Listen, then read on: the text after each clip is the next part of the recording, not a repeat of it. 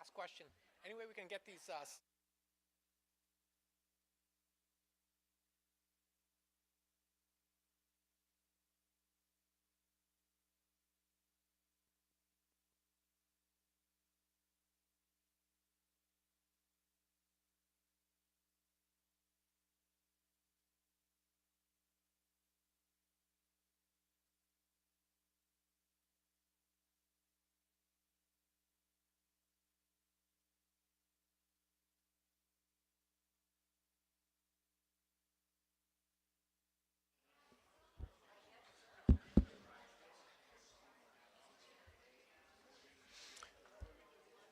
Good evening, everyone.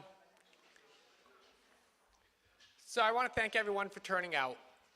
And we've had a couple of these discussions already. Last week, there was a informational session by Mass DEP at UMass Dartmouth. So tonight, what we want to do is we want to kind of get back to the basics a little bit on this. Some of you may have been here before. So you're going to hear a little bit about these regulations, and what I really want to do is turn this out to you if you have questions. And if you don't have questions, I certainly can go on and talk a lot more after that. So when we turn this over to the question and answer, we see a lot of people sitting in rows, so it doesn't turn into like the movie theater. What we'll do is just raise your hand, and we'll have someone run you a mic. And if anyone has any trouble hearing, just go like this. And, I'll catch you. We want everyone to hear. Everyone's here tonight. They're concerned about these regulations in one way or another. So with that being said, I'd like to get started.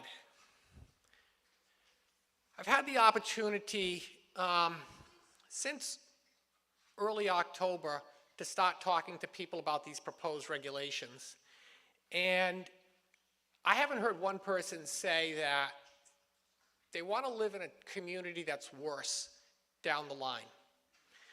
We all moved here, and part of our investment, whether it's in Dartmouth or Westport or New Bedford or wherever else anyone may be from tonight, part of the equity and the investment in our property is our investment in our community in which we live. We are the people that make this happen.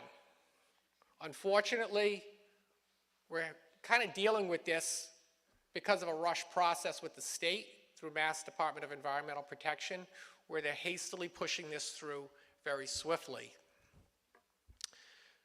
So if you have any questions after this evening, you think of something tomorrow or the next day, certainly reach out to me at the Board of Health, reach out to anyone in the Board of Health office. We can gladly speak with you on this. I do always reserve the right to be wrong. I'm a person. If I learn something in the future, I'll gladly admit my fault and retract what I've said. So, next. Mass DEP has provided a website. We talk to people almost every day that are still learning that they are in a watershed that will be impacted by these regulations. Unfortunately, we even know from our analysis of this watershed mapper that there are errors along the boundaries. There are properties that are shown that are in it that may not be and need further analysis. But I know of properties that are not shown in it that are in it. So if you live in a town like Dartmouth, Westport, any of the coastal towns in the South Coast, you should be concerned, because even if you live in Dartmouth and you're on sewer, one of the two options does mean a cost to the town. And the town is not some inanimate object. The town ultimately has to find out how to pay its bills through who? We know who, all of you. So this slide here is also duplicated in the back. And there are some QR codes where you can access this, because some people are still interested in just finding out about this today. So we want you to be able to go to that site easily. So along the back wall, you're going to see a number of slides, one of which pertains to this. So you can go to this website directly and then punch in your address, and it'll bring you up as being in the green. Now, if you are from Mattapoisett or Marion, you can see there's this clear spot up in the middle where there's no coloring. Well, these regs have the ability to impact that area of the South Coast shoreline through later scientific studies. So what's driving all of this is a number of years ago, they did what is called Mass Estuaries project, and they studied these systems, these estuaries. They call them embayments. And they found that the nitrogen levels were exceeding that of what is considered a healthy level in some areas of these estuaries in Westport, in Dartmouth. Now, a lot of people are saying, you know, I live up on Quantapug Road up near the Crapo Hill landfill. How can I be in the Westport River watershed? So, you know, just picture a watershed, kind of like your bathtub. And whether it's the Slocum River or the East Branch of the river is the drain. So it's the whole drainage basin that runs down gradient to one of these estuaries. So if you have any questions about accessing it, again, please feel free to call us. So in response to these regulations, Mass DEP is proposing two options. They're proposing the first option through Title V revisions, in which they're going to now designate these impaired watersheds as nitrogen-sensitive areas and be subject to one of two requirements. The first requirement is a 5-year upgrade. And that means all septic systems that are installed in those watersheds will have to upgrade within 5 years. There's only one limited exception, and that limited exception is if an advanced treatment unit was put in within 1 year of the passage of these regulations, and those would be exempt. We've only had a few systems of that type go in. A lot of them are in waterfront areas that are not covered by these proposed regulations. So I'm willing to guess that the majority, maybe only one or two, may not be impacted if they can meet that 1 year criteria. If you're 1 year and a day, then you're out of luck, which doesn't make a whole lot of sense because functionally it's the same. If you have a conventional system and, you know, just a tank, maybe a pump chamber, stone and pipe bed, that went in 1 year, 2 years, 3 years ago, that's not good enough. The 5-year requirement is what will be the first option.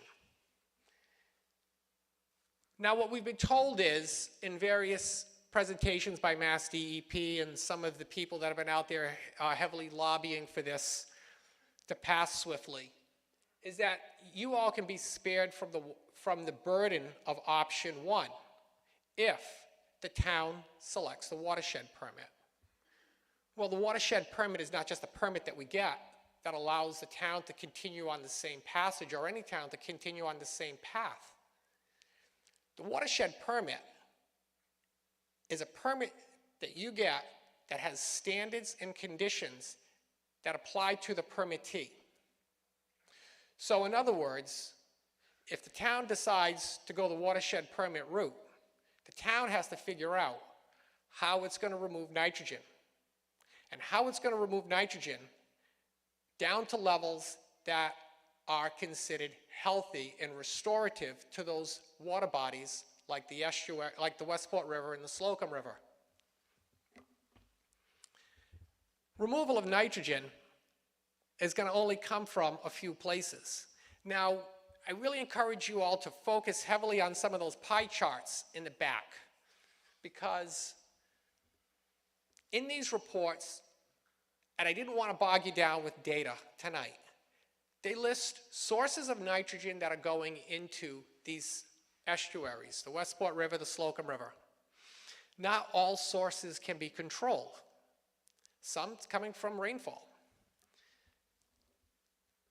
The preparer of these reports is not an attorney, and they look to what is called, anthropogenic, human-induced sources of nitrogen as that theoretical controlled nitrogen.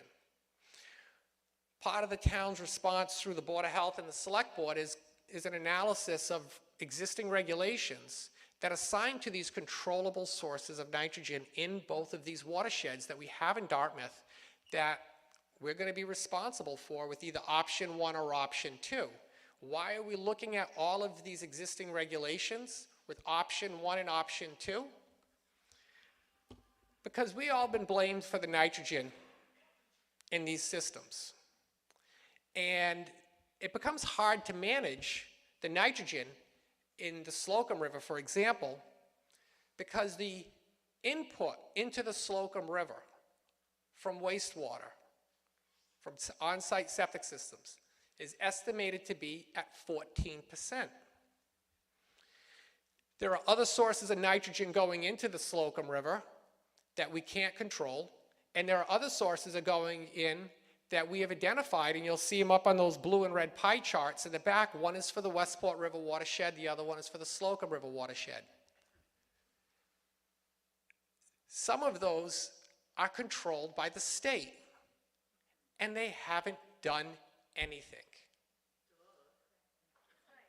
But they want to make all of us responsible for that. And the reason why I want to call your attention to all of this is it makes it all the much more impossible for your community to try to spare you if they go into this endeavor of a watershed permit. And it's like, well, what are the consequences of a watershed permit if we just do it and whatever? There are strict standards to these watershed permits. And we've already expressed some concerns about the ability to partially manage watersheds if one community doesn't want to, but another one does, because you're still held to the restorative standards. The real problem lies is that discretion by Mass DEP to say, well, you know, we kind of messed up with the regs and we didn't kind of think about that, so we'll give you some discretion and let you kind of work through it. Well, what's driving this regulatory proposal has not been talked about by Mass DEP, but if you've been listening to me, you know that it's a lawsuit. In Massachusetts, a third party can sue under the Massachusetts Clean Water Act. And that's what we would be vulnerable to. And then you find yourself in a situation where you've been incriminating yourself, so to speak. You've been proving your noncompliance because the watershed's not responding as you intended. Or maybe you just didn't do anything and figured there wouldn't be any consequences. However, they want the towns to get the permit when we've identified in the back that in the Slocum River watershed, 40% of the controllable nitrogen is controlled by the Massachusetts Executive Office of Energy and Environmental Affairs, under which lies Mass DEP and Mass DAR. In the Westport River watershed that occupies a large area of Dartmouth, up on Old Fall River Road, Highland Ave, going all the way up to the west side of Faunt's Corner Road, that's the Westport River watershed. 60% of that nitrogen that is controllable by Mass DEP. Now, what we know is that when we brought some of these concerns about their exclusivity with control, that they said, oh yeah, it looks like a problem with composting, and yeah, we got to address that, and we're going to respond to that. They have never did. Now, you've heard me talk a lot about records requests to Mass DEP, and they've been obstinate, and they've been slowly providing them after appeals to the Secretary of State. One of the records requests that they finally provided at the end of the 9th day, in which they were ordered by the Secretary of State, realized that Mass DEP hasn't been testing the groundwater or leachate at any of these composting facilities. So they identified that there's a concern and that they need to do something, and they've done nothing once again. Because you might have seen my YouTube videos where this nitrogen sourcing from septic systems is something that's been known for quite some time. So will we go 25 years with composting before they finally do something, while you're all being held to this hastily rushed process? So this is a slide taken right off of Mass DEP in one of their presentations.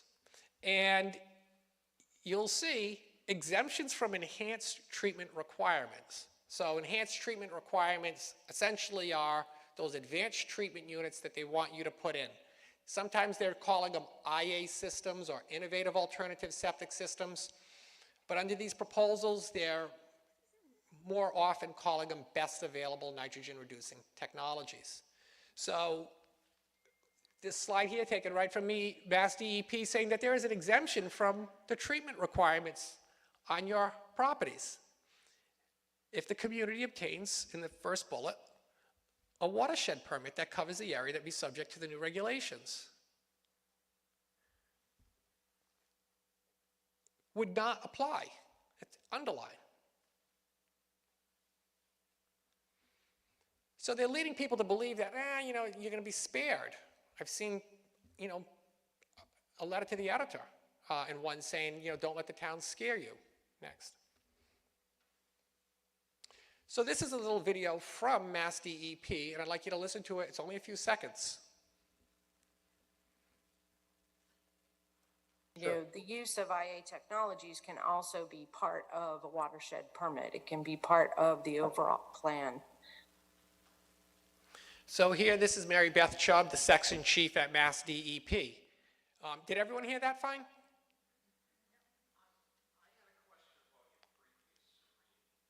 Can we wait till the end so that everyone will? All right, we can back up. Thank you. So the second part. Okay, nope, that's a very valid point. Thank you. So here in Dartmouth, we're hearing how this has to happen very quickly. And if these regulations were to pass, let's just say on April 1st, you all are in purgatory in this side of the Cape Cod Canal, because we have to wait for Mass DEP to get around to this. I've heard numbers of 3 years or so. Well, if this is such a timely concern as Commissioner Suberg expressed in June of 2022, why aren't they kicking in right away for this area? So what we have to do now is wait for Mass DEP to serve us with a notice that they intend to designate the Slocum River and the Westport River watersheds as natural resource areas. And it undertakes this process, which by they notify you, you have an opportunity to comment, and then they presumably ultimately designate, because you're having to argue the science on it. And then once it designates, then the town has to decide which way we're going.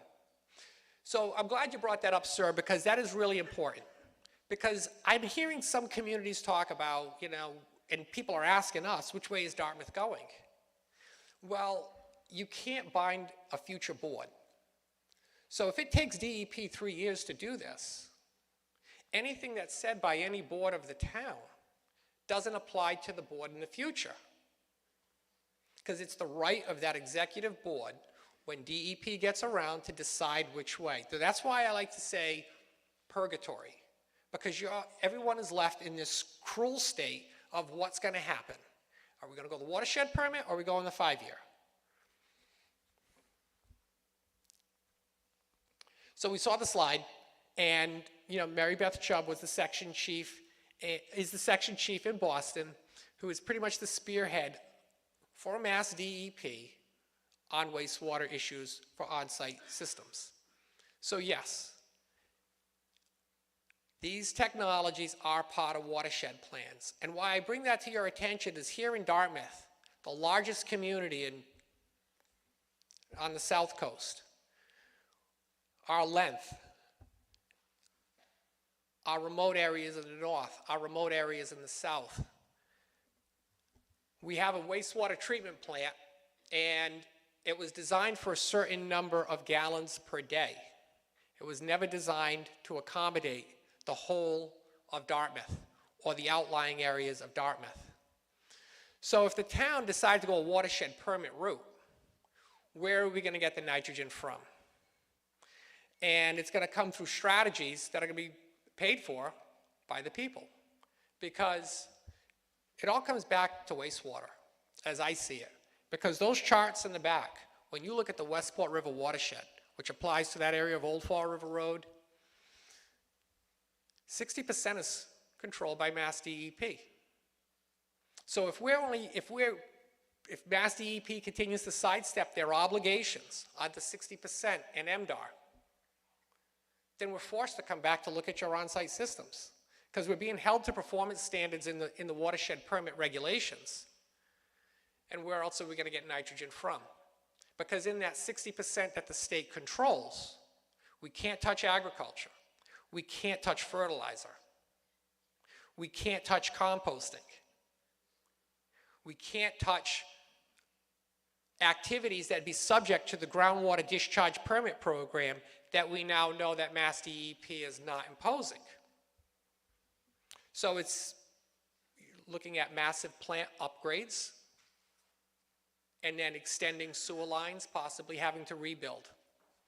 If I had to take a shot at the dock, I'd say that's going to cost a lot more money than an on-site disposal system. Even whatever these numbers are going to arrive at for a best available nitrogen-reducing technology that's going to somehow or another come in and adapt into your properties or have to redo a significant amount of your septic system. There are other concerns that we have about that 60 versus the 40 or the 40-60 and the slocums. And you're going to see that in our letter from the town that'll be appearing on our website before the end of the week. It's a very comprehensive analysis. We have a lot of state land.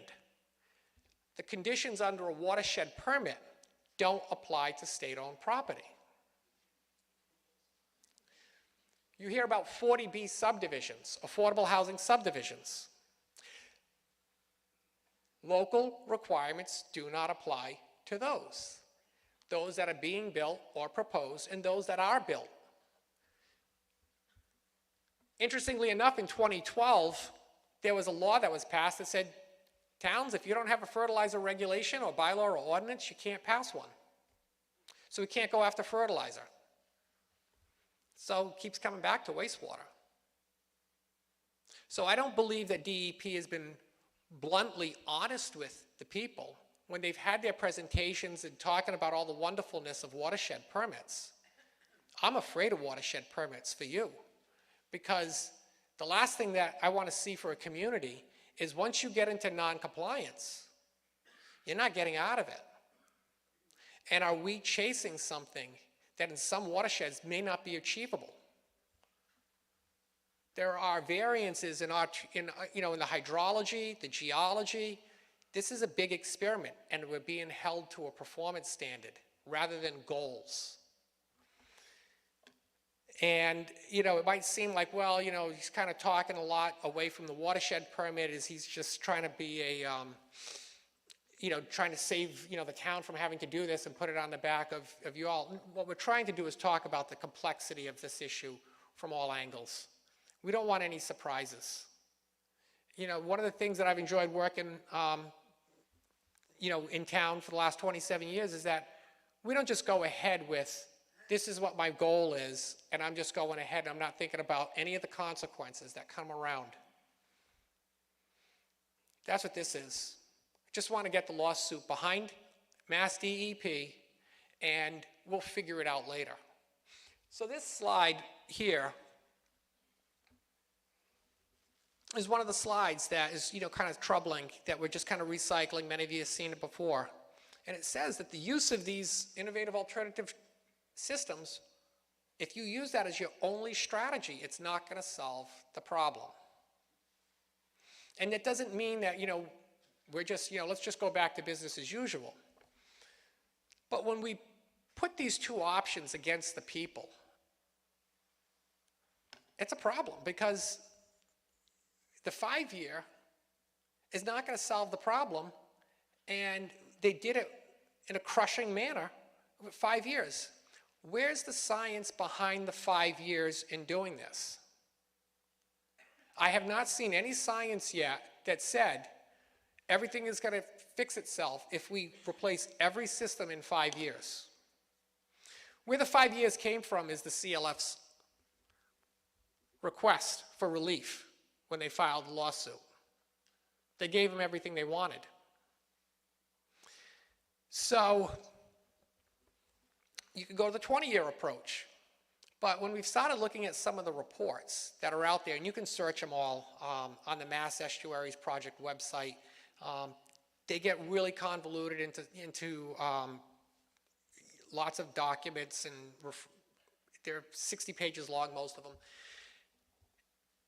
The Upon-a-Gansett one was never accepted because there was a flaw in the Upon-a-Gansett study because they miscalculated the nitrogen loads. But what was really interesting in that report on page 17 is that they identified all of the wonderful things that Dartmouth had done in the 1980s and the 1990s and even into the early 2000s, and there were things that happened even after that report was written because they talked about the Bayview sewer extension as though it was going to happen, and it did happen. We know that that watershed is still in trouble. Excuse me, that embayment is still in trouble. So I think that becomes the warning when we have to look at these watershed permits, that they are facing an onslaught of issues. Sewering, when you do sewer extensions, it brings in more intense land uses that brings in new nitrogen sources. And I'm hearing a lot of chatter that, there's a lot of interest to get a watershed permit for Upon-a-Gansett when that time arrives. So I'm not here to say that, there is a position that we should or should not go into a watershed permit, but you should be aware when the time comes and you reach out to your executive officials, whether it be select boards or whatever the composition of your community is, that you're held to performance standards. And if you find yourself into a situation that those results are going the wrong way, the judge and the CLF are not going to care about the limitations of your community's ability to fulfill all of its obligations. You're all in trouble. So the reason why I want to mention all of this is that we are still in the public participation component of the promulgation of these revisions. You have up until the end of Monday at 5 p.m. to send an email or to get written correspondence to Mass DEP.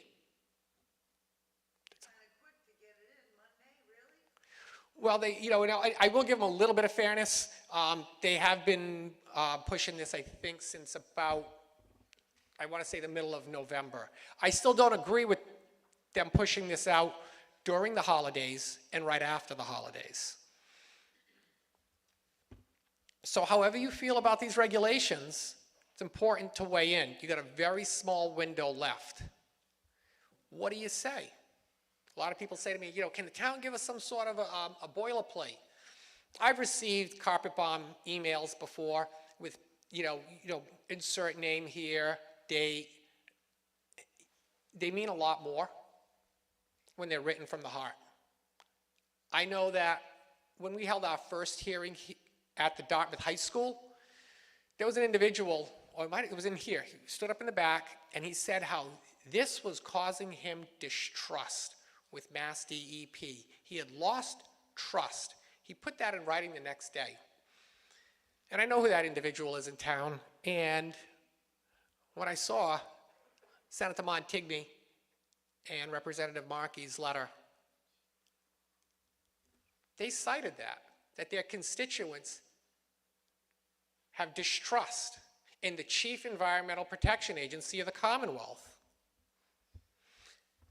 That's why we also put up the governor's constituency hotline. If I had an email, I'd give you her email. I can't find it. Because I think that this is important for her to hear. We have never undertaken a regulatory endeavor of this nature to take your property away from you because we're imposing new standards. We need air to breathe. And when we impose new air standards on vehicles, we don't tell you to take your car to mid-city, get the bus on the way back, and you can buy a new one at one of the dealerships. They phase them in, they phase them out. So if you send an email to Gary Morin and or Mary Beth Chubb, just know that those are not going to be taken as comment. But I see a lot of people, and they email me, and I read every one of them, and I enjoy reading everyone's perspective. Make sure you go to the dep.talks@mass.gov as well. They are obligated to respond to all comments. Now, they can certainly compile comments into a pile and say, these are all the comments about what it means to me financially. But they have to compile those, and they have to respond to those. And I'm sure Mass DEP is watching tonight, or will be watching this at a replay. I think by now, everyone is aware that Mass DEP's solution to this is loans and debt. So I haven't been told of any money yet. It's great that our Representative Markey and our Senator Montigny filed that bill last week, but it is a bill. They recognize that this is going to cost communities a lot of money at a terrible time. So it is a warning shot to Mass DEP as well, because it's a when that bill gets filed, in my opinion, when regulations are being proposed, that's a recognition by the legislative branch through those legislators that sign that we're aware that there's problems. So I hope that Mass DEP looks at that closely. So tonight, I pretty much want to turn it back to you, but I can't stress enough, go to those slides at the back of the room on the way out, look at them, and if you have any questions, some of the people are running the microphones, you can ask them, and you can certainly chase me down. I'll be the last one out the door. So if anyone has any questions at all, please raise your hand, and we'll get a microphone over to you. Just give us one quick second. The runners are getting up.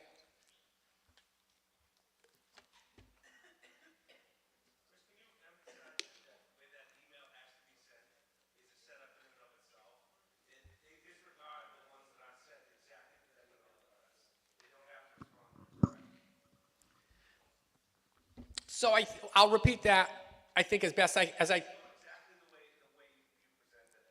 So if you're going to provide written comment, it has to go to the dep.talks@mass.gov. And they want in the subject line, Title V and watershed permit, and it's got to be there by 5 o'clock. They will not respond to you.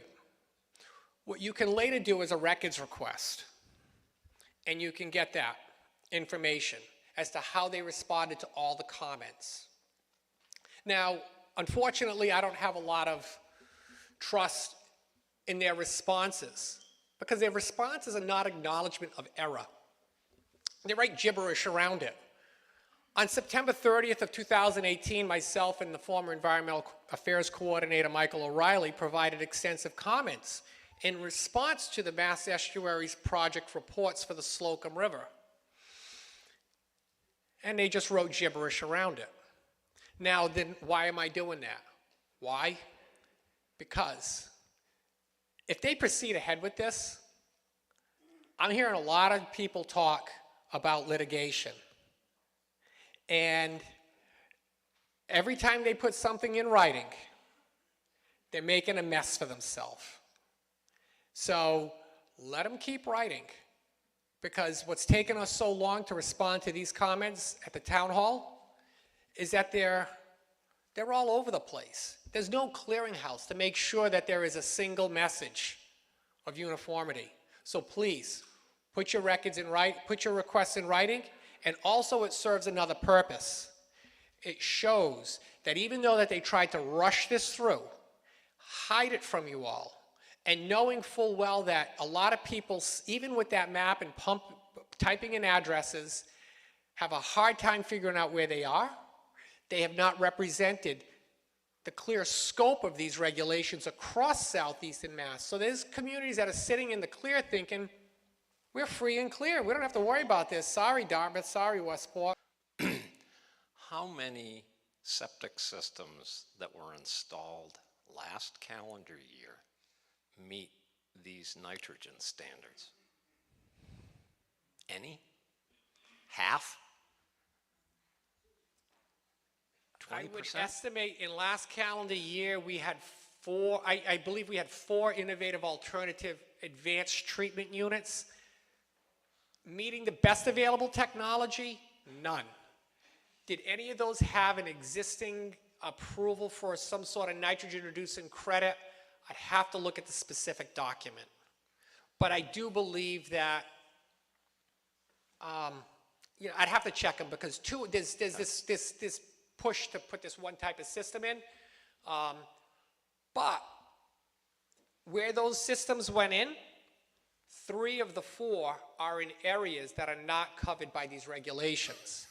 Because if there are areas in Dartmouth that do not drain into these estuaries, we know that nitrogen is a source of pollution in marine environments. But those coastal areas that drain out directly to Buzzards Bay, along Smith Neck Road, for example, Mission Point, are not covered by these regulations. So 3 of the 4 went in those areas that are not going to be studied in the near term. The 4th one is not recognized because it doesn't have a general use approval. It's only got a remedial use approval, which that's a bunch of gobbledygook from me. Sorry about that. No problem.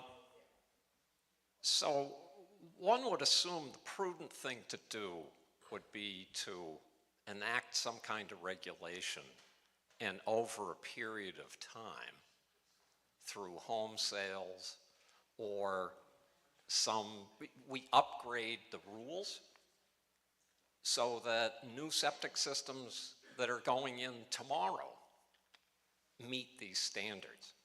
But what you're saying is basically none of the septic systems that have been installed in town meet these standards unless they're really, really, really special cases.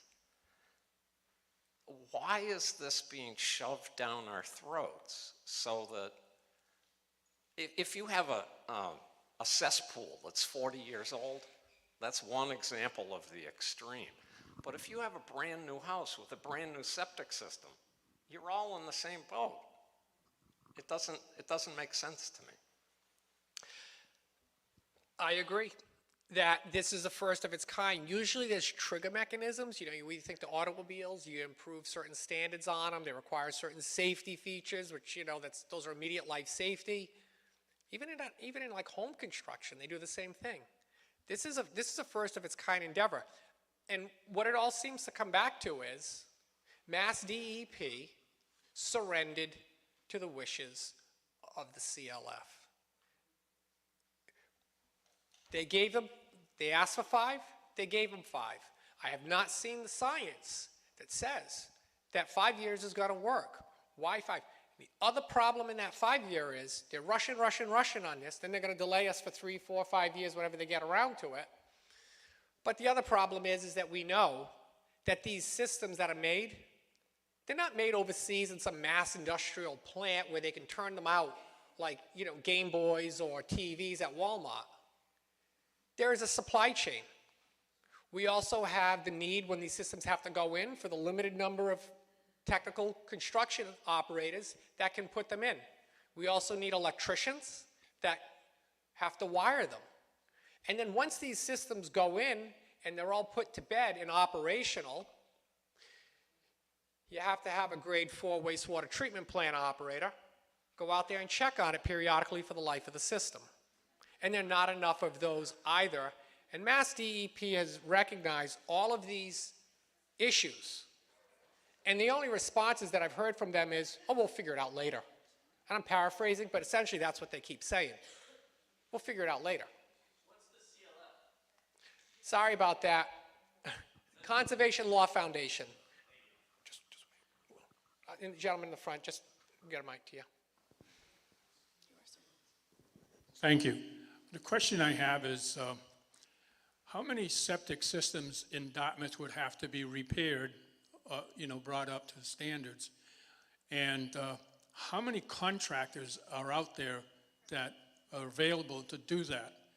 I mean, if you're doing 30 or 40 septic systems in Dartmouth a year, under good conditions, and you had to change 1,500 or 2,000 of them, you know, where it's $3,000 to do it today when you're doing 40 a year, but when 10 guys know that they can get an extra $10,000 because there's so few of them to do the project, I think it's ridiculous. And I think back on Old Westport Road, we were told by the state, you must get rid of that landfill. It's got PCBs. You're going to put 65 feet of crap dirt from Boston. And we won that case. They couldn't do that. So I look at some of these things and say, you know, we have tyrants in government today. You can see it every day in the newspaper and in a standard, you know, in the main news is that there's the corruption of power in our government today, and we're losing our rights as individuals, and it's getting ridiculous. The people that live, let's say in Lakeville, they're dumping into the groundwater, but they're not going to be responsible for this. I don't know. I mean, you're right. You know, that they don't have the answers, but we're not versed as well as you to write down a reason that makes sense, that why they shouldn't be pushing this on us like this. You know, if the state wants to say, okay, we'll pick up the tab for 90% of the work that has to be done in these towns, you know, that would be one thing. But to make us foot the bill for everything, because we did the right thing when we built here, it was what was known, what was the rules, but like the PCBs on Old Far River Road, they're still sitting there, and we don't hear from the state anymore. And the big deal is, if that deal would have went through between the farmer and that major company that was going to do that project, that's considered bartering. There's no money transferred, but it's bartering, and that was multi-million-dollar bill that those people would have had to pay in taxes because it's a bartered transaction. So thank you. You know, I'll try to answer that. There's a lot to what you had to say. We appreciate it. The first is, how many installers do we have and how many systems need to go in? It's been estimated around 2,000. There are certainly installers that might work in Westport or Marion, Mattapoisett, but Mass DEP has acknowledged there are not enough contractors to put them in. I agree with that. I found common ground with them on this. You mentioned earlier a little bit of concern about the behavior of government. You know, I just want to talk lightly on that for a second. We have done a number of records requests on the Mass Department of Environmental Protection. All of them but one, two, have resulted in appeals to the Secretary of State. In one instance, that began on August 30th, it resulted in 3 appeals to the Secretary of State. They were ordered 10 business days ago by the Secretary of State to provide the information that was missing as the final part of that records request. They provided that on the 9th business day on Friday. The only 2 records requests that they submitted on time was they relatively had no information. But to me, that was critical. And it ties to what you were saying about your concern with government. So one record request, actually in 2 records requests, we asked them for agendas, minutes, and what is agendas and minutes? If a committee is assembled of government, executive branch, town, county, if we are going to assemble for a public purpose, or by regulation says that we have to assemble, or law that says we have to assemble a committee, and there's a purpose to that, it's an open That's a public body subject to the open meeting law. So like our select board, Board of Health, Planning Board, 48 hours, business hours in advance of every meeting, they have to post an agenda and a place where the public should expect to find that, the town halls, for example. Following that meeting, there are minutes that you can call up within so many days to review. And in those minutes are a summary of what occurred. So when we did the records request to find out where the agendas and the minutes were, we were told none exist. We did it another time on the stakeholder group, and their response was, it's an informal ad hoc committee. They met for the purpose of discussing revisions to Title V. I say that's a purpose. More importantly, 310 CMR 15.040 regulates Mass DEP to form an advisory committee to be appointed by the Commissioner of Mass DEP. So I requested the records that pertain to the appointment of the people on the stakeholder. I got that today at the end of the business day. The Commissioner never made any appointments. So on Friday of last week, we filed our open meeting law complaint against them.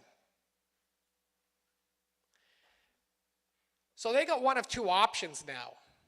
They either have a serious defect in these regulations because they didn't go through the advisory committee, and or they got an open meeting law violation. In either case, I say, start over. This is your excuse to go back to the Conservation Law Foundation, blame Martin Suberg's administration for not handling the procedures properly. I'm the head of a department.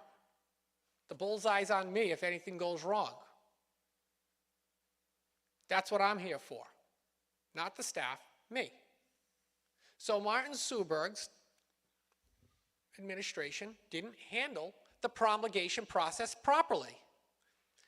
They have a perfect escape route to go back to the CLF, the Conservation Law Foundation, who is suing them, and say, we're going to go back to court on March 31st, and we're going to tell them, we got a defect here. These regs are going to get thrown out if they get challenged.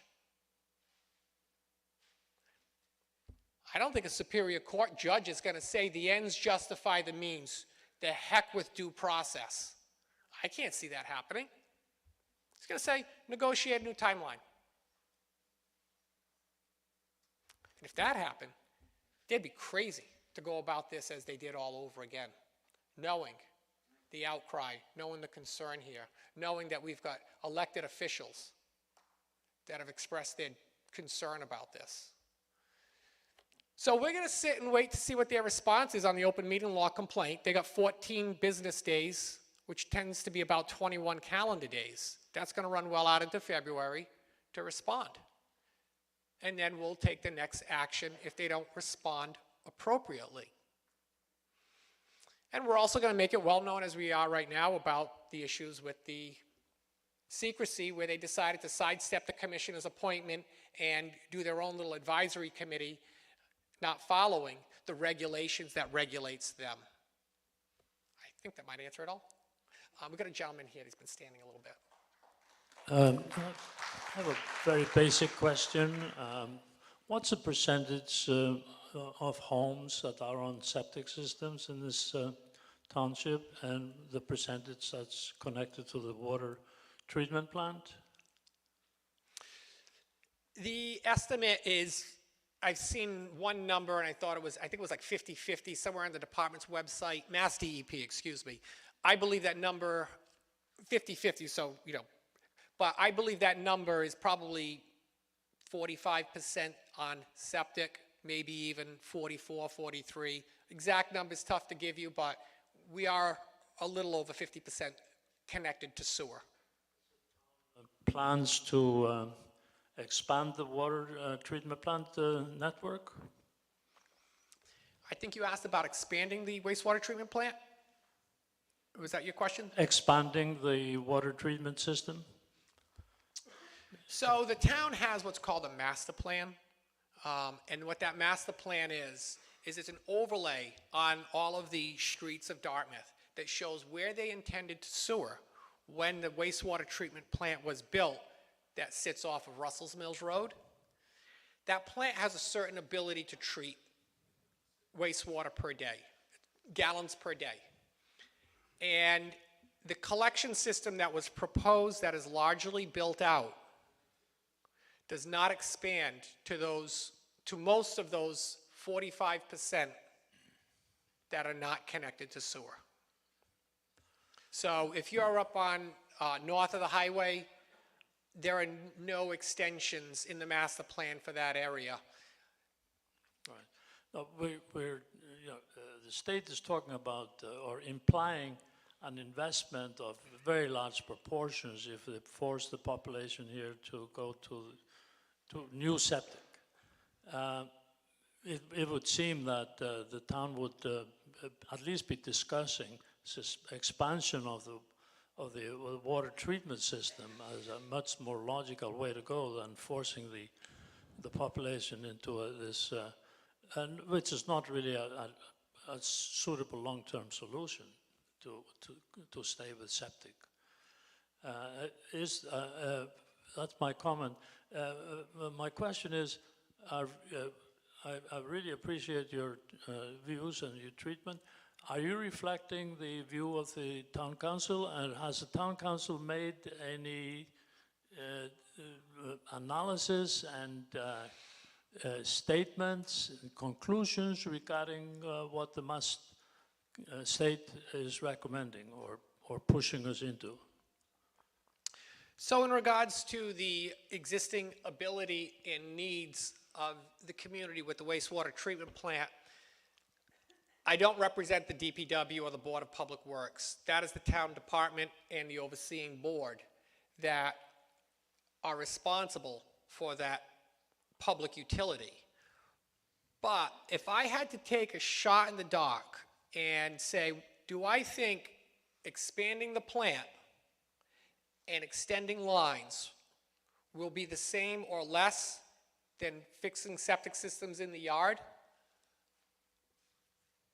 I'll bet on septics being cheaper, because you're looking at a plant expansion, you're looking at lines in the street, and when government does work, it's done at a higher rate of labor under prevailing wage laws than work done on your own property. Additionally, when our town and they built out the sewer infrastructure, it was not intended to go into the remote areas. So if you start looking at areas like north of 195, you may have to look at areas in the middle that are currently functioning that require redo, because you can only fit so much water through a pipe. So it just adds to the complexity of trying to bring sewer out to these areas that they never intended to. And the remoteness drives up the cost more, because that becomes another issue. If we're doing a sewer extension out here, the density assists. You get out onto High Hill Road, Fisher Road, you get into stretches where there's very few houses, wetlands, for example. Someone's got to pay for that. And who is that? The people. And there was another question that you had about, did town council? Right. So I assume when you mentioned town council, you're talking about legal counsel? Well, the leadership in the town. So you're talking about the select board? So the select board, they have expressed a concern about these regulations. Selectman McDonald spoke the other evening, with a lot of concerns. And, this has been on the select board agenda. They've talked about it. I don't know, it seems like almost every meeting now going back into November. Selectman McDonald came out very strongly at the first public hearing that DEP held, and pretty much spanked them for trying to sneak this through during the holidays. So, the select board has been monitoring this. They are concerned about it. They are reviewing a draft letter right now that, may be co-signed by the boards of health and the select board and submitted to Mass DEP, and we're likely going to mail it up to the governor's office. I see a lot of hands up in the air. I'm going to let the mic runners decide. Sorry, you'll all get a chance. Good evening, Sarah Dury. I think I heard you say that there were 2,000 septic systems that were affected by this. Is that correct? That's the estimate. Okay. And that it was more than 50% of the town, more than 50% of households that were affected by this? I'm sorry, the mic the speakers did something kind of funky for a minute, so can you repeat that? I believe I heard you say that it was more than 50% of the community that is affected by this. So of the 2,000 properties that have septic, those are in the watersheds. Okay. We certainly have some others that, like, remember I told you earlier along the coastline, those are not in the estimate. So my concern is that this will impact people and that people may lose their homes. And I'm also wondering if maybe you're underestimating the community, and maybe it might be worth the while of the community to look into the watershed permit, because I think if we educate the community on what needs to be done, we may surprise you. Maybe let us know what's needed to reduce nitrogen, that maybe not using fertilizers in our yards and animal waste in the gardens. Maybe we could rise up and maybe we won't need to replace all of our septic systems. We've got 5 years. That is a decision that'll ultimately be made by the executive board of every town. So here in Dartmouth, that would be the select board that would make the decision whether or not to apply for a permit or not. It would The be good big if concern we could is, be educated. with that, Tell us what to do. is that the state doesn't recognize divided powers of local government. So even though the select board may want to do it, they still have to come back here in June or at one of our town meetings, perhaps in, the fall town meeting, to seek the appropriation for the permit.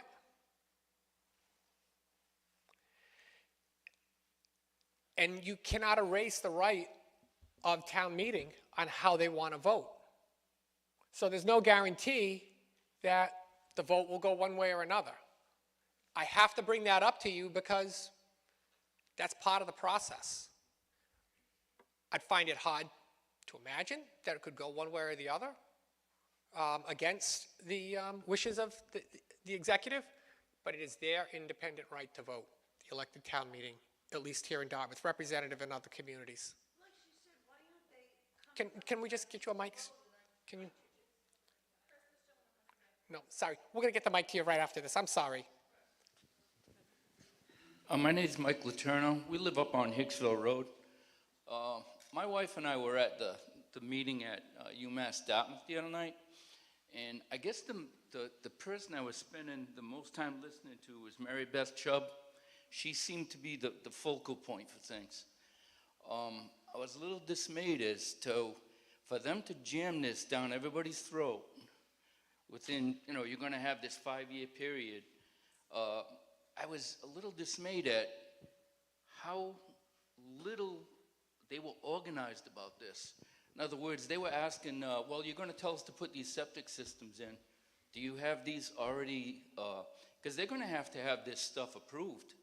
You can't throw something in the ground that, in 2 years, we've made a mistake. This stuff's all going to have to be approved in I don't know how you'd say it. It's going to be guaranteed that it's going to do what it's supposed to do before you're going to throw a $30,000 system in your yard. Engineered, Mike. I'm sorry? Engineered, it's going to be engineered. Right. So I was a little dismayed at how much she didn't know about that. I mean, you would think, well, she said something about having a couple systems they're in testing right now and stuff. That's one thing. And then I guess the whole thing the gentleman brought up about, well, you're only going to have so many people installing this stuff. And I mean, this should be all part of a plan. If you're going to jam this down our throat, make it part of a plan so we know what's going on. Because This is all bullshit that the government is jamming down our throats with no freaking real alternative. Fuck 'em. I guess my question is, so there's going to be a point before that 5 years starts that all of these things should be taken care of. In other words, there's got to be a plan. Who's going to make that plan? Is it going to be the state, or is it going to be expected to be the town?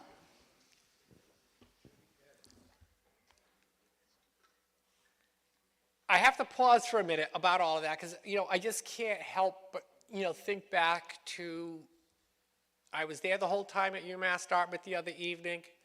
I didn't listen the evening before. That was the first time I sidestepped away from this process. Because the more I listen to Mass DEP talk about this, the more that's wrong. I can't find anything right, although I think there was something I agreed with them on earlier. What was that? There's everything about these regs. I think that they thought that this would just slip through. And sneaking it in during the holidays was part of that. Because what's even more amazing is that Martin Suberg, who is an attorney, knew that those documents were readily accessible at the Barnstable County Superior Court to anyone that knows how to search them or could have gone down there. But yet, 4 days later, he wrote that he was doing this for the environment. Is that a lie? Is he misleading you? That's just not good. He was dishonest. He was doing it to settle a lawsuit, and he should have come clean. So, and then listening to Mary, someone that listened to them the night before said that they didn't answer the questions. They ran around the matters, and they just responded with gibberish. And that's a lot of what I heard. So there's a lot of problems. I thank you for mentioning that. And someone mentioned engineers. That's another component to this as well. We only have so many engineers. A lot of them are retiring. All the ones that were around when I started, they're all retiring right now. Someone else up and over here. You got the mic. He had his hand up first. I'll get Can you hear me? Okay, that's good. I spoke at UMass Dartmouth. My question was not answered. In pursuant to that question, I'm questioning I started doing a deep dive on the science on the Little River, on the Westport River, the East Branch, which is where my house is located.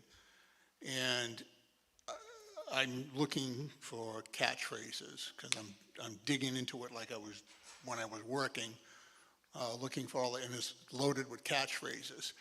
They don't even know if every septic system has zero nitrogen output right now, they don't even know if that would even make a difference to what's happening in the rivers right now. Because that is so small a percentage. I think the bigger problem has to do with the water runoff and other issues. My question is more of a personal question in this room. Do you actually think, does Dartmouth Board of Health actually think that if we forced every septic system into nitrogen mitigation, that it would and that was the only thing that was done, would that make a difference in any of these estuaries? I have a lot of concern because I believe that these estuaries are under a multi-pronged assault from a variety of influences, some of which and many of which can be uniquely individualized to the Westport River, the Slocum River, Little River, for example.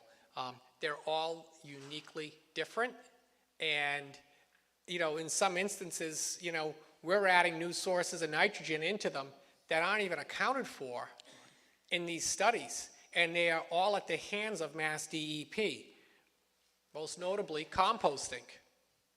You know, composting is brought in to Dartmouth in 1 year that we audited. 40% of the volume that is brought into Crapo Hill, the regional refuse district that takes all of the solid waste here in Dartmouth, for Dartmouth, New Bedford, and a few private vendors.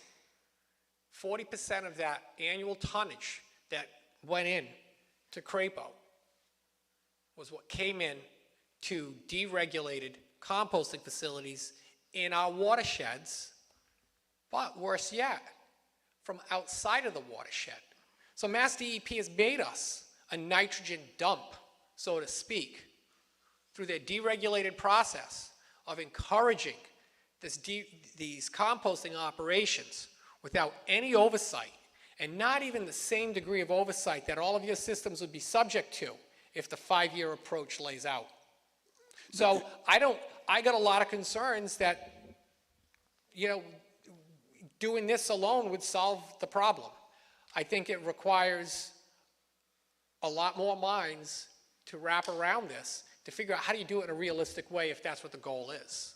But the watershed permit is a concern because you have to test that water body every single year as part of the terms of the permit.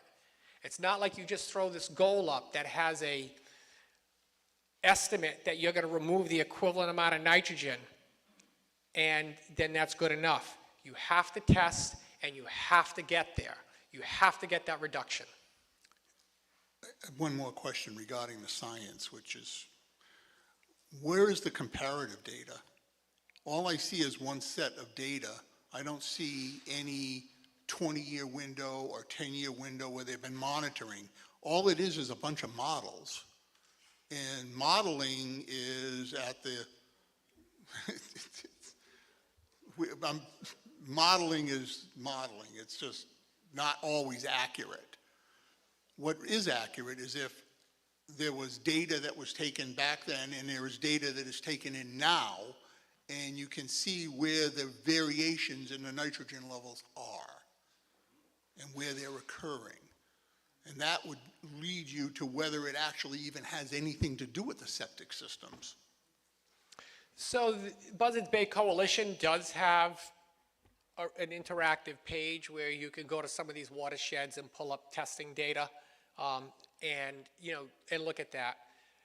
You know, I go back to the individualized nature of these, each and every one of these systems, the estuaries. Upon-a-Gansett, it goes back to, you asked if we removed all the septic systems, would that solve the problem? Well, Upon-a-Gansett is mostly connected to sewer, and it continues to suffer. And it is some belief that that's coming in from the urbanized area. So it goes back to what I said earlier. Removing septic is not necessarily the answer. They're facing an onslaught of issues. And as you sewer out neighborhoods, you increase the intensity of land use and you create new nitrogen sources.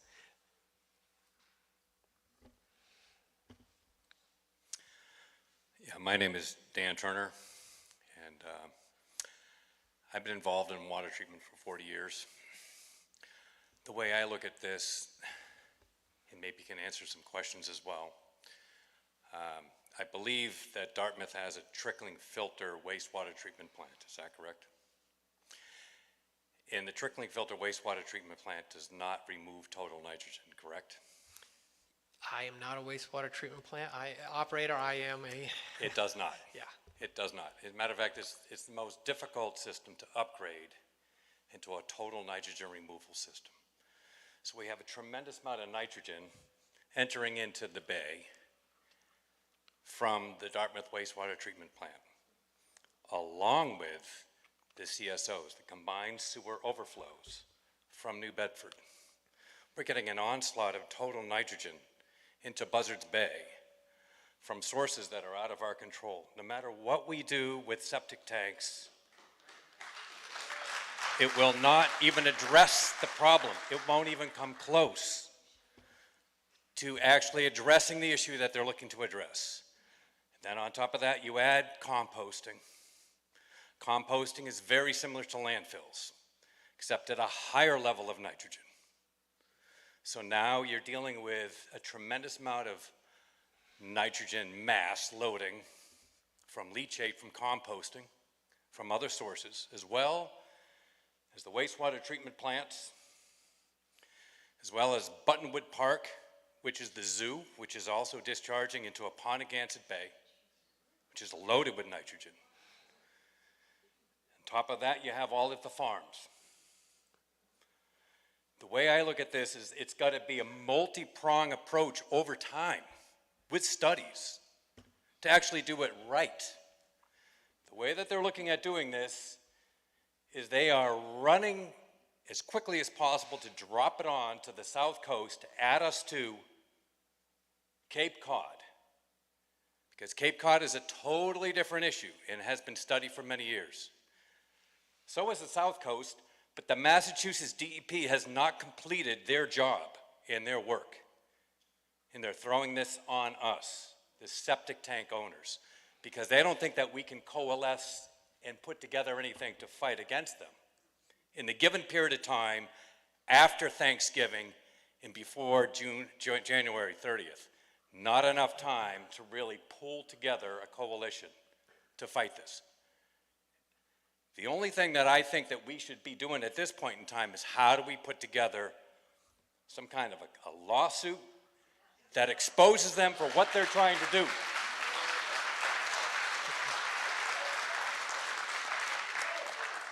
Because in the dead of night, that's when corruption takes place, and that's what's taking place right now.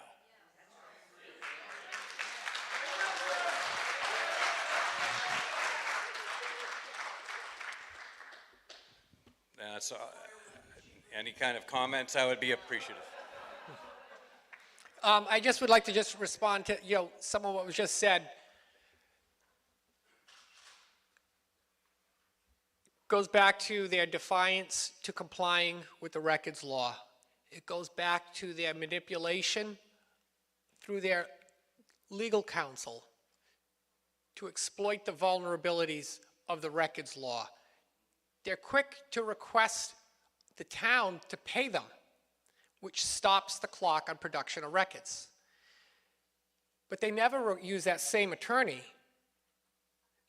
to request a petition for the extension of time, which is the only way in which you can remain compliant by not producing after the 10 days. They know full well what they're doing. Furthermore, we know that with the records requests that as of 5 o'clock, they didn't respond to the Secretary of State in the appeal with the close of the 10th business day. They tried to play cute and responded to me on the 10th business day after receiving the check that, oh, we just got your check and we've begun working on your request. Nice try. We sent it with tracking. You had it 10 days before. The reason why we sent it with tracking is because we knew they were going to play a game and sit on the check to stall the production of records, to limit any of those records' ability, because the longer they withheld them from us, it disabled us and our ability to review them and to comment. So congratulations, DEP. Job well done on being secretive and discreet when they're supposed to be an impartial state agency. And with that, I'm not faulting any of the people that served on any of the committees or subcommittees. The subcommittee was entirely lopsided. And Mass DEP allowed that lopsided subcommittee to go forward to come up with these nitrogen-sensitive area proposed regulations. It didn't dawn on them to think, well, maybe we should balance this out. Never did. So we got their defiance to producing records, lopsided subcommittee, Mass DEP Commissioner Martin Suberg saying, oh, we're doing this on June 1st to protect the environment. We're going to do it in a timely manner, even though we know these regs are not going to roll out in a timely manner. There's nothing good that There's nothing good that I've seen so far in any of this from the department's behavior.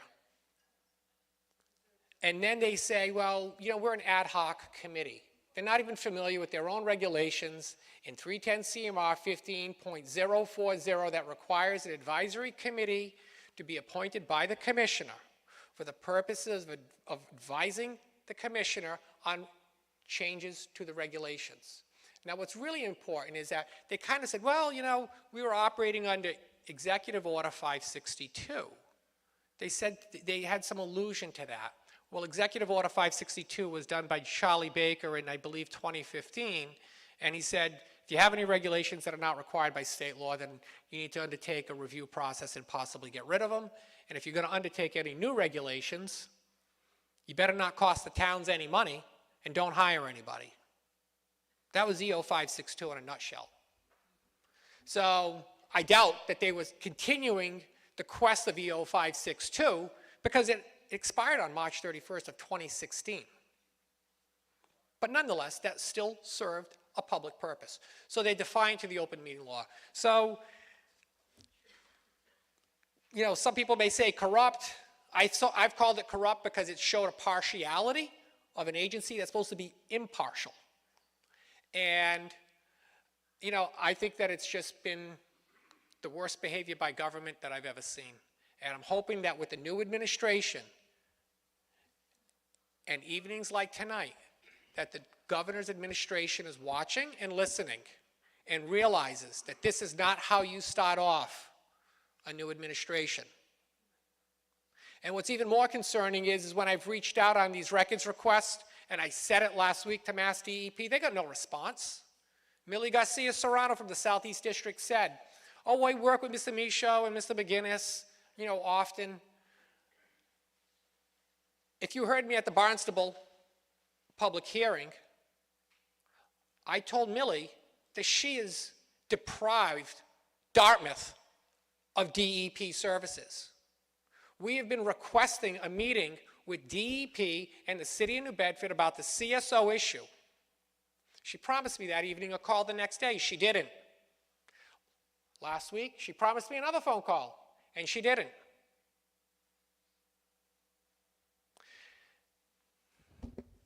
Something's got to change. This is not good.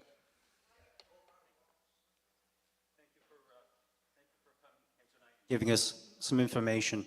I appreciate it. I want to piggyback on what that gentleman said over there a second ago about banding together being really the only way that we can stop this initiative, which clearly was hastily put together without a lot of foresight and thought.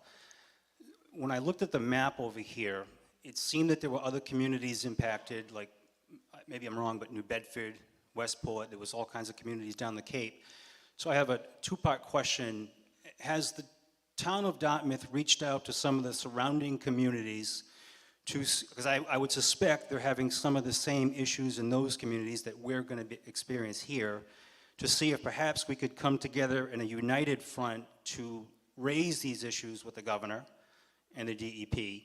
And if that's not possible, has the town thought, given serious consideration to some sort of civil suit legal action to put a stop to this until we can get this thing properly thought out? Thank you.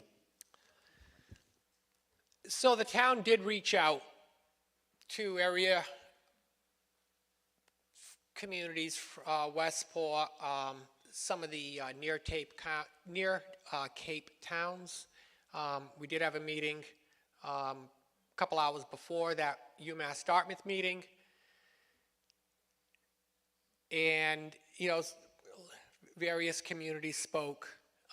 There was some interest by the select board to see some sort of a joint regional response to Mass DEP. I declined to be, you know, some sort of a head on that because for boards of health, I do live in a nearby town. I am on a septic system, and I do not want any appearance that somehow or another I'm trying to overstep and have any influence. So I remained silent over there. So my recollection is that the select board was going to undertake a process of writing a letter or trying to solicit more input to get more towns on. I have been in touch with a lot of communities within the this side of the canal on Buzzards Bay. We were talking to one community today by email. I know that Acushnet has become very vocal in this as well. I think that people are starting, this extension on time has provided people with an opportunity to look at this a little bit deeper and realize that, wait a second here, there are consequences. When DEP says, well, we can spare you the burden of the install by going the watershed permit, because that gets put onto the, the taxpayer or the town, people are starting to realize, wait a second, that's me. And then as we start to talk about, well, who's going to pay for the sewer if we're going to try to sewer all of the town? And it's going to probably cost a heck of a lot more than some of these numbers that we're hearing that I don't know how accurate they are because the systems don't exist yet. And that in all likelihood and reality, we are going to be putting these systems in as part of a watershed plan. And even if we don't initially identify them as strategies and you can get a watershed plan by, you enter into the uncertainty of monitoring. And if that monitoring shows that maybe that there's a flatlining and you're not achieving your reductions, or that your levels are going up, then you are subject to permit modification by the department. You may have to employ new strategies. What are those strategies going to be? 40% of the nitrogen in one watershed in Dartmouth is controlled locally, 60% in another. How do we do it without ultimately all coming back to wastewater? That's the big target in this, even though it's 14% of the total nitrogen going into the Slocum per the report. We keep going after 14%. And the hard part with fertilizer is, I think that's where some of these activist groups really come in and can help out with education, awareness, but people are going to do what people are going to do. Maybe long-term cultural, shifts can address that, but then you got things like composting that are going on, exemptions from 40Bs, state lands that don't have to comply because the towns can't regulate the state. You think about all of the state lands that we own, that are here in Dartmouth and in these watersheds, and they're not going to be subject to these requirements because they're local.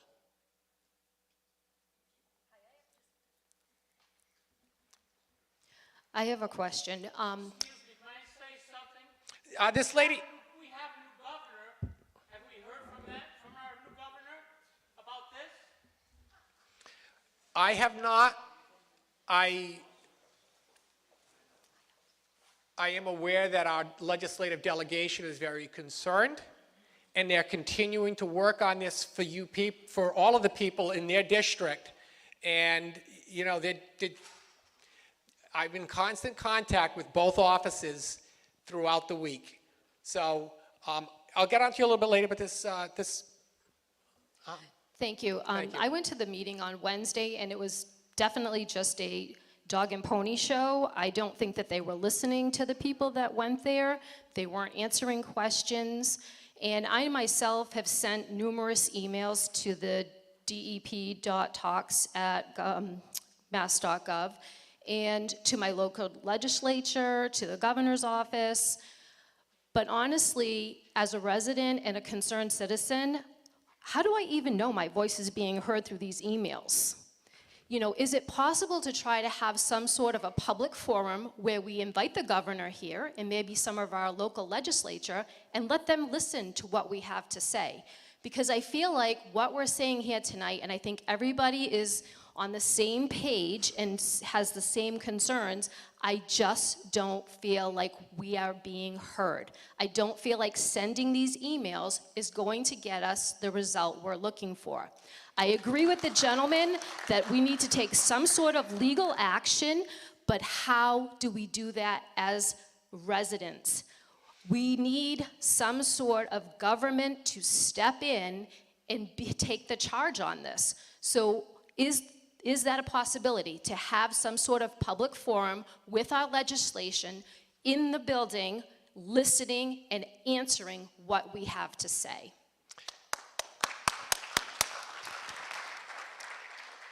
I will bring that to the attention of the town administrator, who is my point of contact for the select board.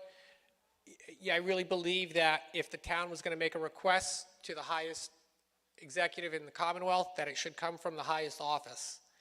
As far as, litigation by the town, that would be another matter that would have to be addressed by the executive board of the town, the select board. There's a gentleman with a microphone. Oh, ma'am, thank you. Hi, Chris. Hi. We should thank Chris, first of all, because he has put a lot of hard work into this, very much so. Thank you, Chris. My name is Nicole Plant. I am an owner-broker of Even Keel Realty. 90% of the transactions I do are septic. I will tell you the flaw starts with Title V, the original code of Title V, not the code that they're trying to pass. The loopholes go back from 1995, where if you sell your property to a family member, the septic system does not have to be inspected. I am a gatekeeper of the Title V regulations, and no realtor is on any of these boards. I have brought this to Boston. I'm on a meeting tomorrow with Boston. We are not being heard. So if you sell a property within a family for $5 to your kids, you can have a cesspool that's rotting away in the ground. No one has to check it. If you sell a property for cash, you do not have to have it inspected. The only body that is regulating it is the mortgage companies. These poor Board of Health agents do not have a means to check every transaction that goes through. There are loopholes in Title V. There are many ways that this could be tightened up. Instead of putting it on the 7,000 septic systems in Westport, yes, Westport is aware of this, 2,000 plus in Dartmouth, and we've all talked about this. There would be the average price of this system, and I have put in 5 of these systems myself in the past 6 months, $35,000 to $55,000. With electric, with $2,000 a year maintenance on average. They are not telling you the truth. So these systems, they break, by the way. You have to have somebody come out quarterly and fix them and maintain them. So I would tell you, everybody that's in this room is probably not at fault at all for why this regulation is going through. The people who are not here, who do not pump their systems, who do not maintain their systems, who have left those cesspools that are iron pots rotting in the ground, are the problem. The Board of Health need help. We need to go back to the Title V. We need the DEP to punt. We need them to start over from the beginning, because this law is old. The average person in this area, we all stay in our homes 12 years or more. If I asked you to raise your hand, I guarantee you, I've been doing this 22 years, I haven't met half of you. And I will never do it, because I'll be retired before you sell your house. So the law only gets triggered when you sell your house. So now let's blanket only the people with septic systems. That's what this law is. Thank you, Chris, for all that you've done. And we all need to write the letter, but you need the senators, everyone is listening. Write to everyone you know, to call your neighbors, tell everyone. That's the only way this will get addressed.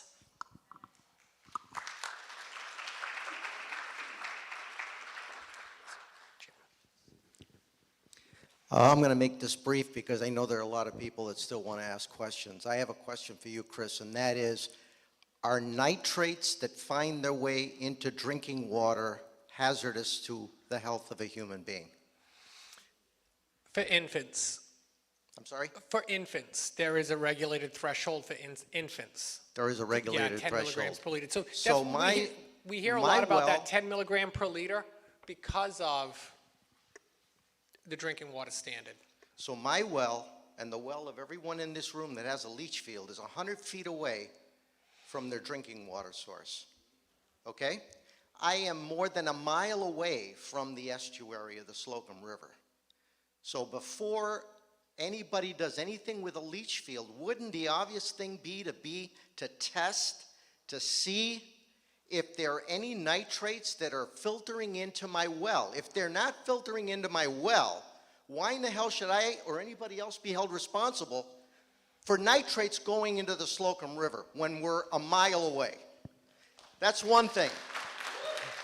Secondly, I really take offense to the fact that people on the Salters Point and Mission Point, which are much closer to the water, are exempt from this, but people that are a mile, 2, 3 miles away are going to be held responsible? Who in the hell decided that? And thirdly, from past experience, I've been to 4 of these meetings. If you haven't figured it out yet, the only reason they're picking on us is the fact that they can go back and tell all the constituents up there that matter, people with money, lots of money, that they've acted, they've taken some action, even though it's not going to solve the problem. So you got 2 choices here. We either band together and put up $250, $500, or $1,000, get an attorney to fight these SOBs, or every one of us is going to be looking at putting $35,000 to $50,000 into a hole in the ground that's not going to solve this problem, that's going to cost you $2,000 a year for maintenance, and God knows by the time they get around to doing your field and my field, it might cost you $75,000 to $100,000.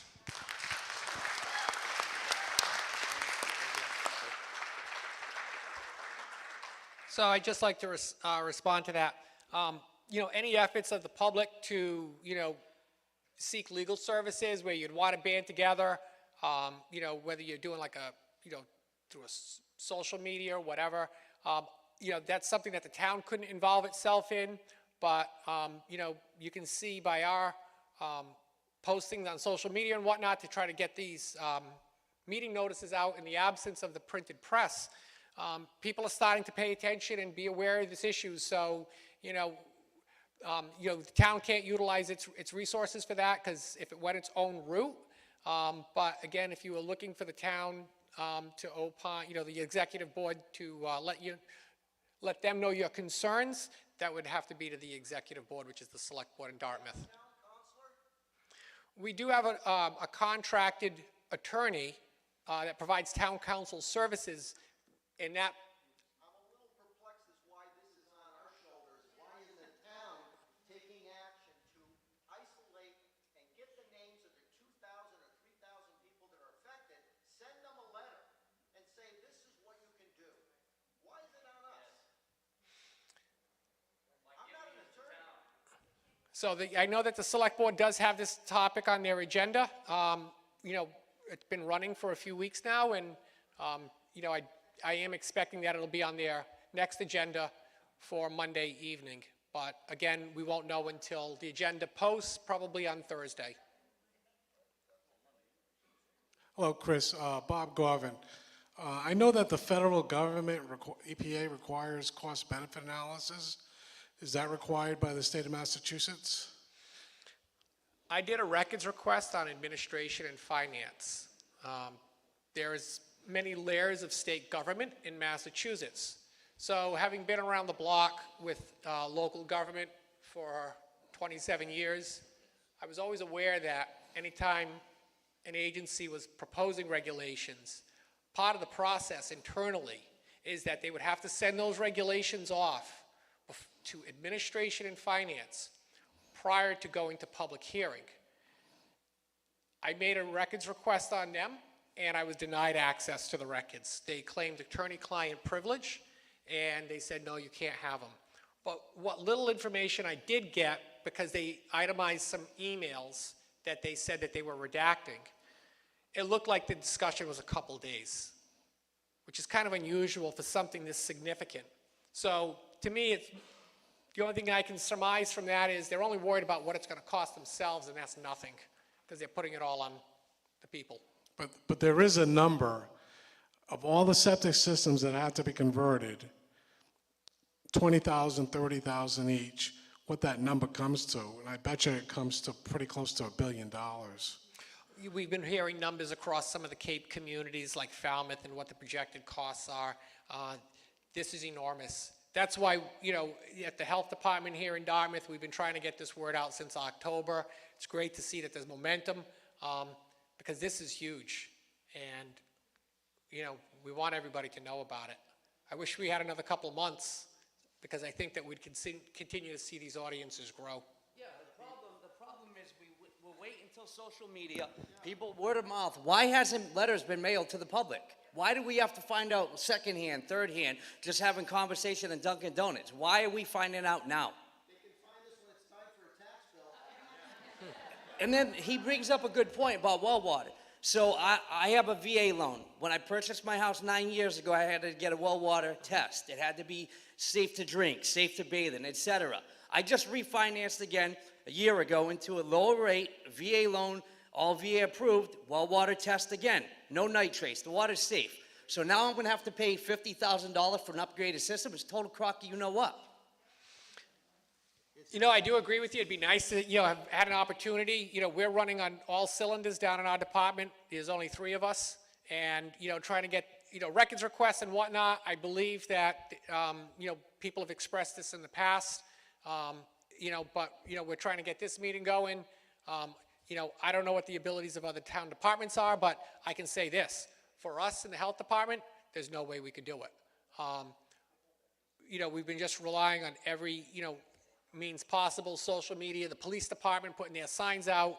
But I think more importantly on Mass DEP's side, they've been very clandestine with how this will apply across southeastern Mass. One, they don't even define what an embayment is in these proposed regulations. Is Allen's Pond an embayment? I don't know, because they didn't define it. Title V describes coastal dunes and vernal pools and all these other sensitive receptors. But they didn't define an embayment. Is it because they want an open checkbook to apply these regs however they see fit? Because the people deserve to know that, and they didn't put it.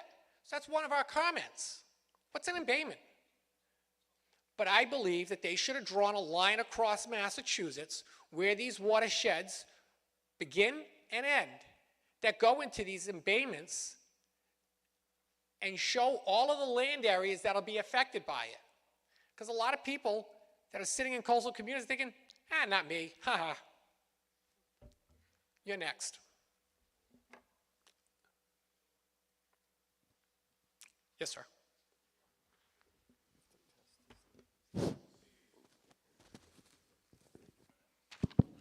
Just want to start by saying it's really good to see a turnout like we have here tonight. I've been to the previous meetings and we've had a really small turnout, and it really turned the corner here in town at the UMass meeting last week. My name's Chris Fay. I'm a Dartmouth resident. I'm also a licensed professional civil engineer by trade, so I got a little bit of an educational background in environmental engineering and some of the things that are in play today.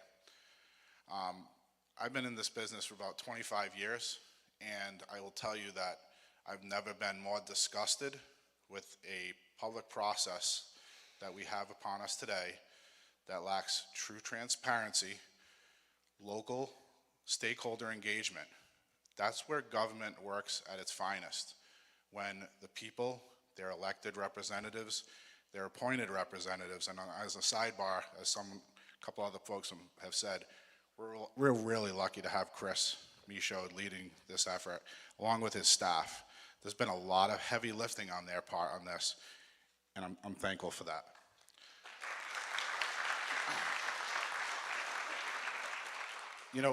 To put things into perspective, there's been some numbers that have been tossed around, and DEP has talked about this, and I appreciate, ma'am, your comments too on the numbers. Call it $35,000 on the low end. At 2,000 septic systems, that's $70 million. If it's $50,000 per system, that's $100 million. In a macroeconomic sense, taking that kind of money out of the Dartmouth community alone would have a massive trickle-down effect to small businesses and whatnot where we spend our discretionary cash. We're in a once-in-a-lifetime inflation, and that's just the cost of doing business when it comes to DEP. I want to speak on a couple of things on the technical side of things as well as the public process on this. On the technical side, these systems are still in a piloting, call it a piloting process. They're looking at systems installed in parallel to each other down at a test center down in Barnstable. And they are looking at the efficacy of these systems as they run through their motions with testing over a long-term condition. So they don't even have a product right now that meets an unknown standard, and that's where we're at. Whereas in Westport, Westport's been leaning into this for several years. They've got some strong advocacy for clean water in town, and I think we all want clean water. We deserve clean water. Our future generations deserve that. That's not a dispute here, but it's how we get to the end game. Westport's been using that trigger mechanism. If you have a failed system, or if you are building a new home, that's when these IA systems are being mandated. There's going to be a lot of people. Forget about the 1 year threshold where, if you put a system in, they just grandfather you in. There's a lot of people in Westport that have made this investment, and they're going to be left holding the bag when their system doesn't meet this right now, what is an imaginary standard. That's wrong on a lot of levels. So, is this nitrogen reduction level even achievable when it comes to the watershed permit? I would have liked to have seen DEP come to these meetings with a menu palette of hard, proven options that could be plugged into the watershed permit equation. I haven't heard anything from them. I've attended every Zoom meeting they've had on this. I've attended the meetings in person. They've come up blank on that. They're using old data from these studies. These studies date to the early 2000s in the Westport River and the Slocum River. And I'm going to speak to the Slocum. I know that one a little bit more. This data predates the proliferation of these for-profit composting facilities, these organic waste composting facilities. We've got cranberry waste and other food-type organic waste that, once DEP, and this is what makes me just very perplexed. In one hand, DEP's mission statement is to be the stewards of clean air, water, and land. Yet they've gone and deregulated composting facilities, and they don't manage these areas. The town has provided them data, and Chris, I'd like you to possibly speak to some of the sampling that's been done on some of these locations in town, and it's gone with no action on DEP's behalf. There are ways to treat runoff before it leachates into the ground from these systems. The same thing could be said about agricultural settings. That would require an investment. Well, if you're in a for-profit business, that should be part of your cost of doing business as a composting facility, not on us as private citizens. So there are solutions out there, and like Chris said, we have no sway over agriculture, and the composting rolls up under the protections of agriculture. So you have so many layers to this onion. DEP knows it, but they're trying to ram this down our throat in a very short order. So, this initiative was pretty half-baked in my eyes, because it just didn't look at all the available options on the table to mitigate this. They've known about this issue for over 20 years. As a civil engineer, I remember something in school, like a case study that we talked about Cape Cod and the nitrogen problem. And I graduated from UMass Dartmouth a little over 20 years ago. So it's nothing new to the Cape, but it's definitely new to this area. Cape has a sandy soil, totally different geology. Groundwater moves a lot more rapidly in that type of setting than it does with a glacial till that we have around here. As far as I know, there's been no time to travel studies, and that would be the equivalent of like a dye test, putting something in the ground north of 195, tracing that. How long does that actually take to get to the Slocum? As someone has mentioned, you're not targeting specifically, if there was any properties that would be a candidate for this, it would be waterfront properties. And understandably, we are in watersheds, like Chris had given you the analogy. It all drains down through tributaries, which are rivers and streams that collect up. They're the headwaters of the Westport and the Slocum River. So on the public side, like I started with, I really couldn't be more disgusted in this process. I work with state agencies for a living. There are good and honest people there, and I do believe DEP is doing a good job working with the town on the Bliss Corner issue. We have our differences that aren't always going to be in agreement, but they are disingenuous when they said that they have engaged the towns on a local level. I made a comment at UMass Dartmouth. You know, all the foot dragging just to get the disclosure of who was sitting on this NSA, this nitrogen sensitive area subcommittee, who was handpicked by DEP folks. There was half of it was DEP. There was representatives from national realtors groups, Massachusetts realtors groups, and special interest groups, water advocacy groups and commissions. There's quite a few of them down the Cape. The closest one to us, I think, was the Buzzards Bay Coalition.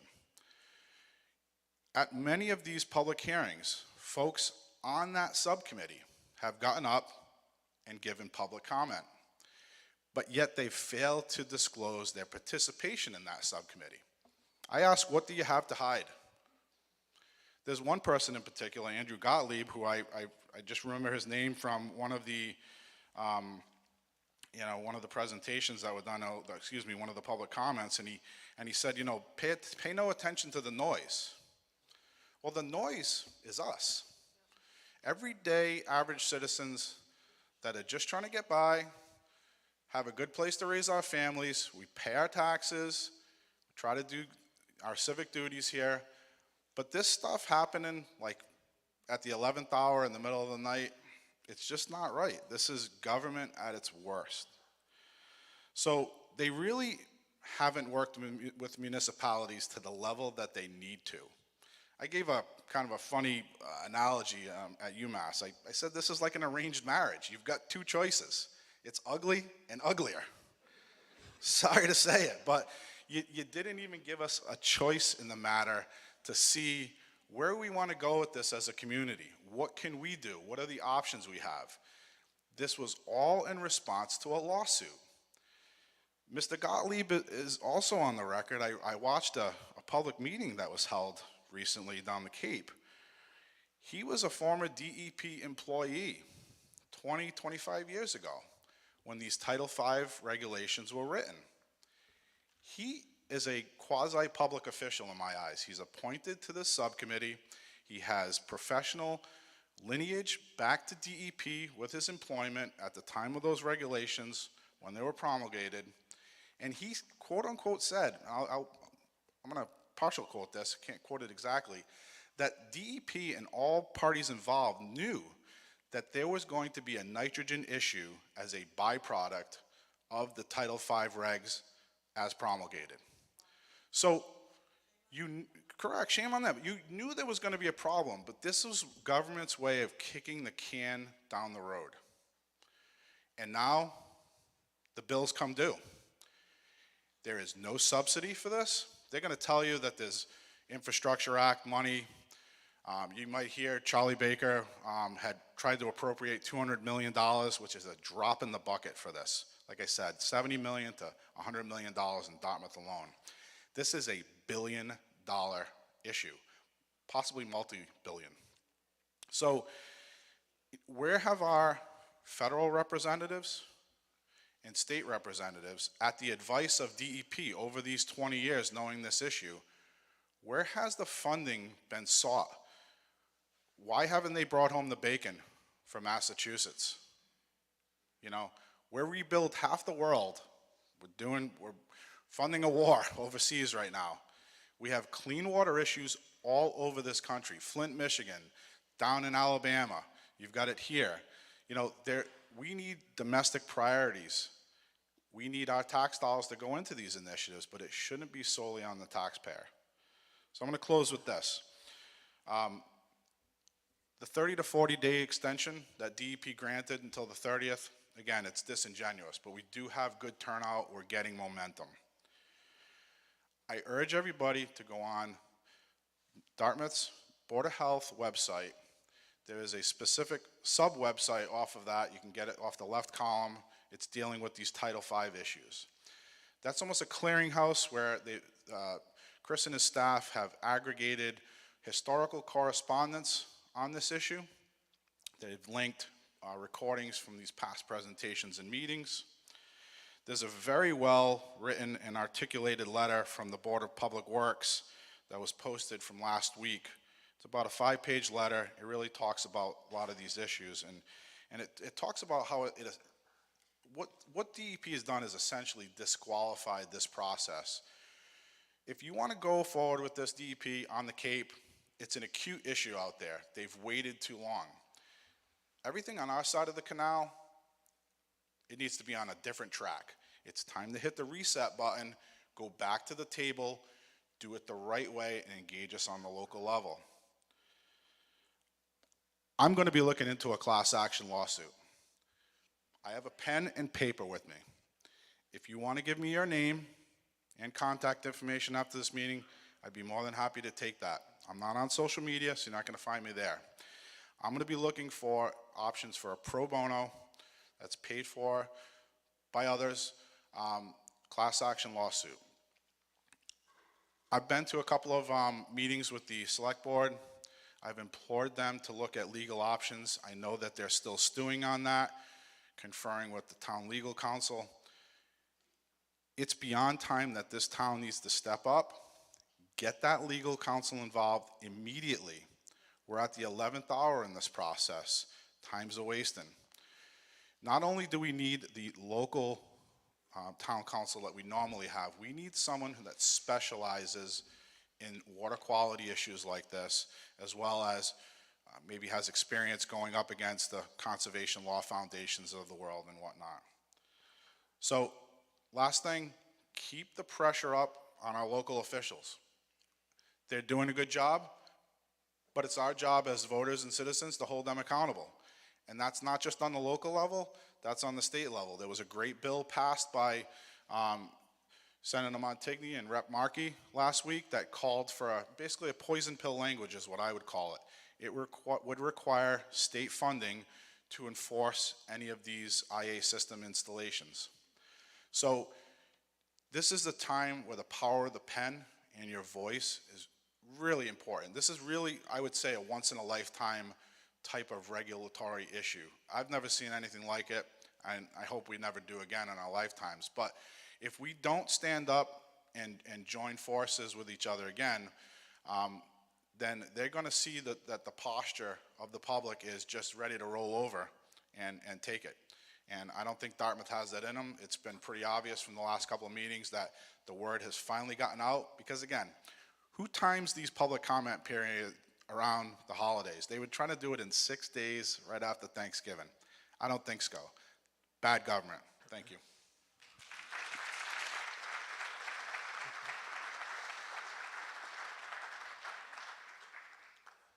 So I just want to note one thing. You talked about the complexity of these watersheds. This picture here is the Slocum River. It's an aerial. We got it on high tide. To the left is out to sea. To the right is inland. You can see what looks like green, but it was actually bluish, and then brown. Why that is important is the Slocum River has a serious hydraulic impairment. The mouth is choked by sand. We know that after the Gooseberry Causeway went in the 20s, that all of a sudden the 38 hurricane wiped out massive amount of shoreline. And then, from our examination of town records on another significant endeavor, we learned that all of a sudden the shell fishery disappeared in the 60s in the Slocum River. There's a spot on the west side at Demarest Lloyd. It's called Deepwater Point. It's a sand dune. They used to land large boats there when they had fish traps, all in this big giant sandbar now. What's changed? All that shoreline from Westport, in my opinion, is now over here. I was reading a record at the Historical Society over the weekend in Westport, and it said that cobbles started showing up on the beach on Horseneck after they put the causeway went in. So it's good to see that the Buzzards Bay Coalition is studying that. But it just goes to show you, maybe perhaps whatever we do may not work, because that brown line is the tannin-rich fresh water that's being stopped. The river is not flushing. There are a lot more things that we have to look at than just septic systems. You can go to the back slide now. Anyone else? In the back, sir.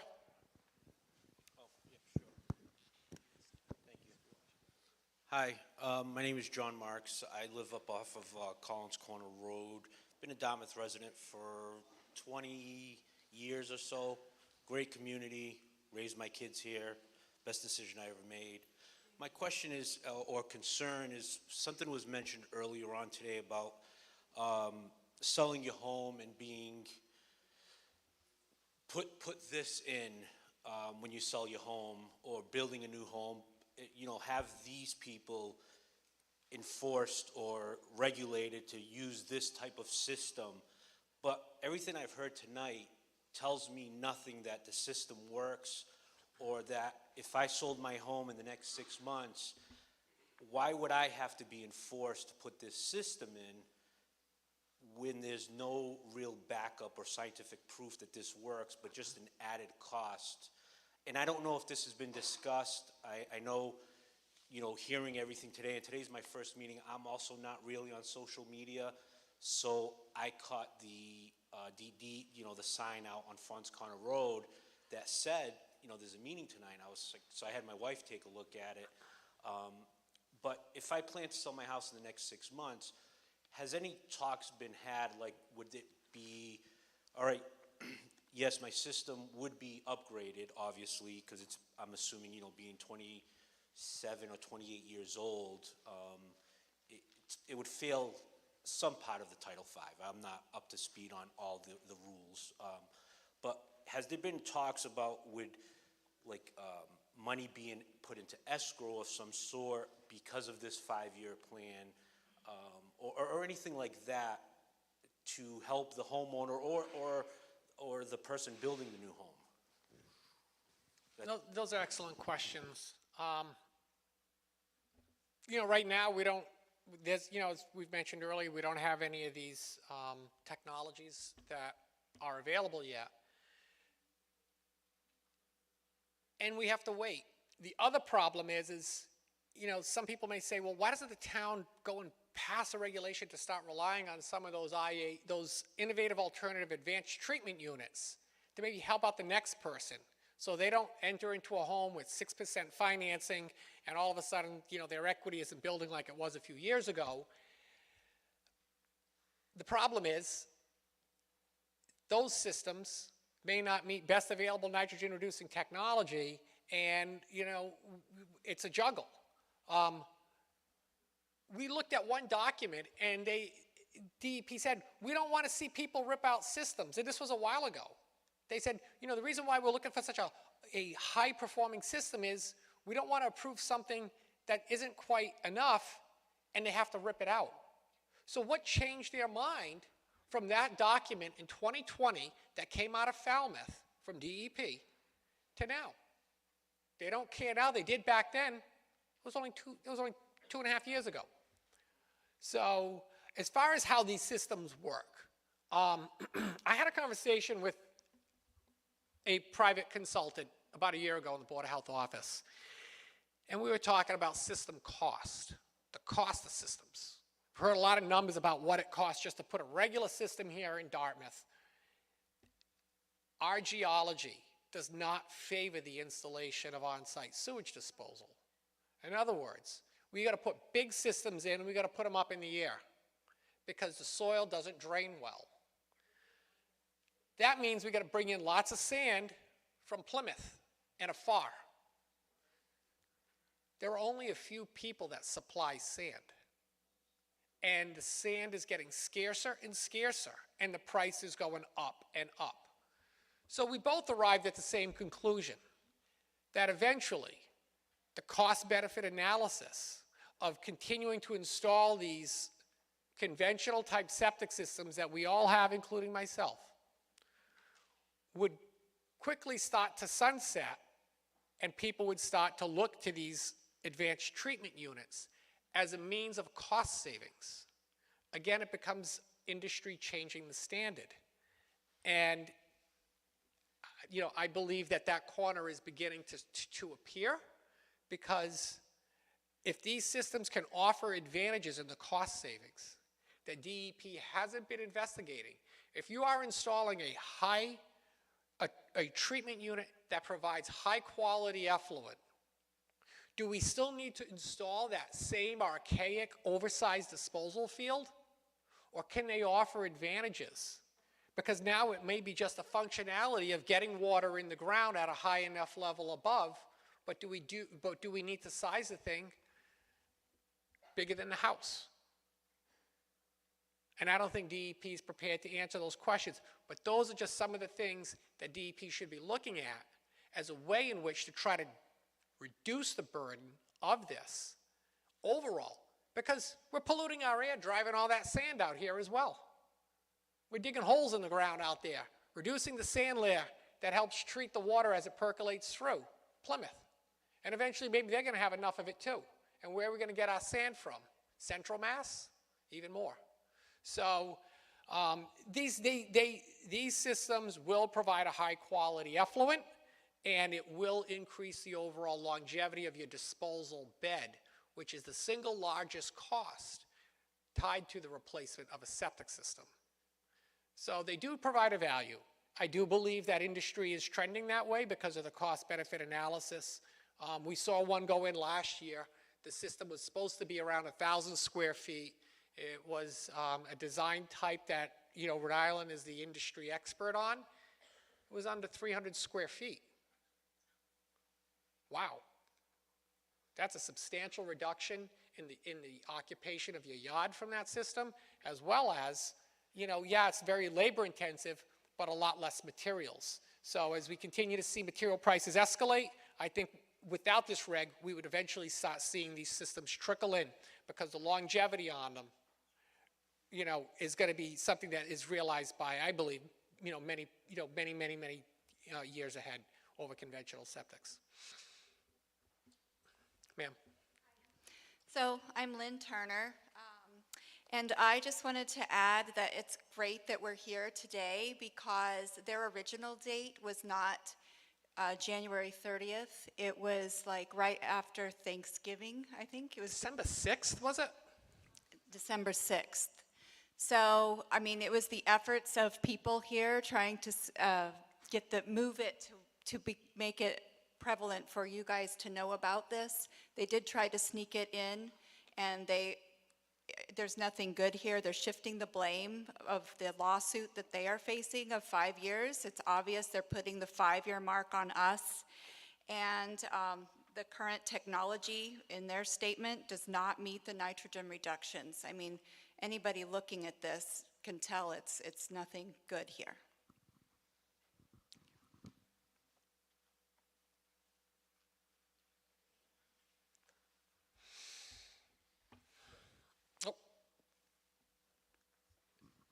As far as the nitrogen testing, if this was to get passed, who will do the testing yearly? Is it our town or is it the state? Are you referring to the testing for the nitrogen in the that they Slocum keep on River, for example? wherever? So I've looked at the regulations and what their expectations are, and that's going to be a consultant. And we just kind of took a quick sneak peek. There's already somewhat of a watershed permit that exists in the Outer Cape, and this permit, just in and of itself, if I had to throw a number out there, I think is going to cost 6 figures. And if you look at the testing and that permit, nutrient testing is very expensive. So it depends upon the frequency of testing, but you could be looking at 5 figures just in testing per year. If you can clarify something for me, if you do have a Title V and this was to pass, are we only implementing or installing a nitrogen tank, or do we have to redo our complete system? And this next question would be, is if you do not have a Title V, I'm guessing you would have to replace your entire system. And with that being said, probably gonna turn into a pump system or something else because of the height that we have to bring it up. If you can answer that. I can.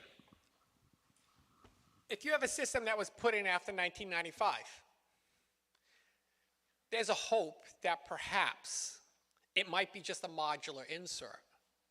But what I worry about is the moving finish line, that they're always chasing a lowest standard. That Mary Beth Chubb has said that they're using the migrating standard as a means to encourage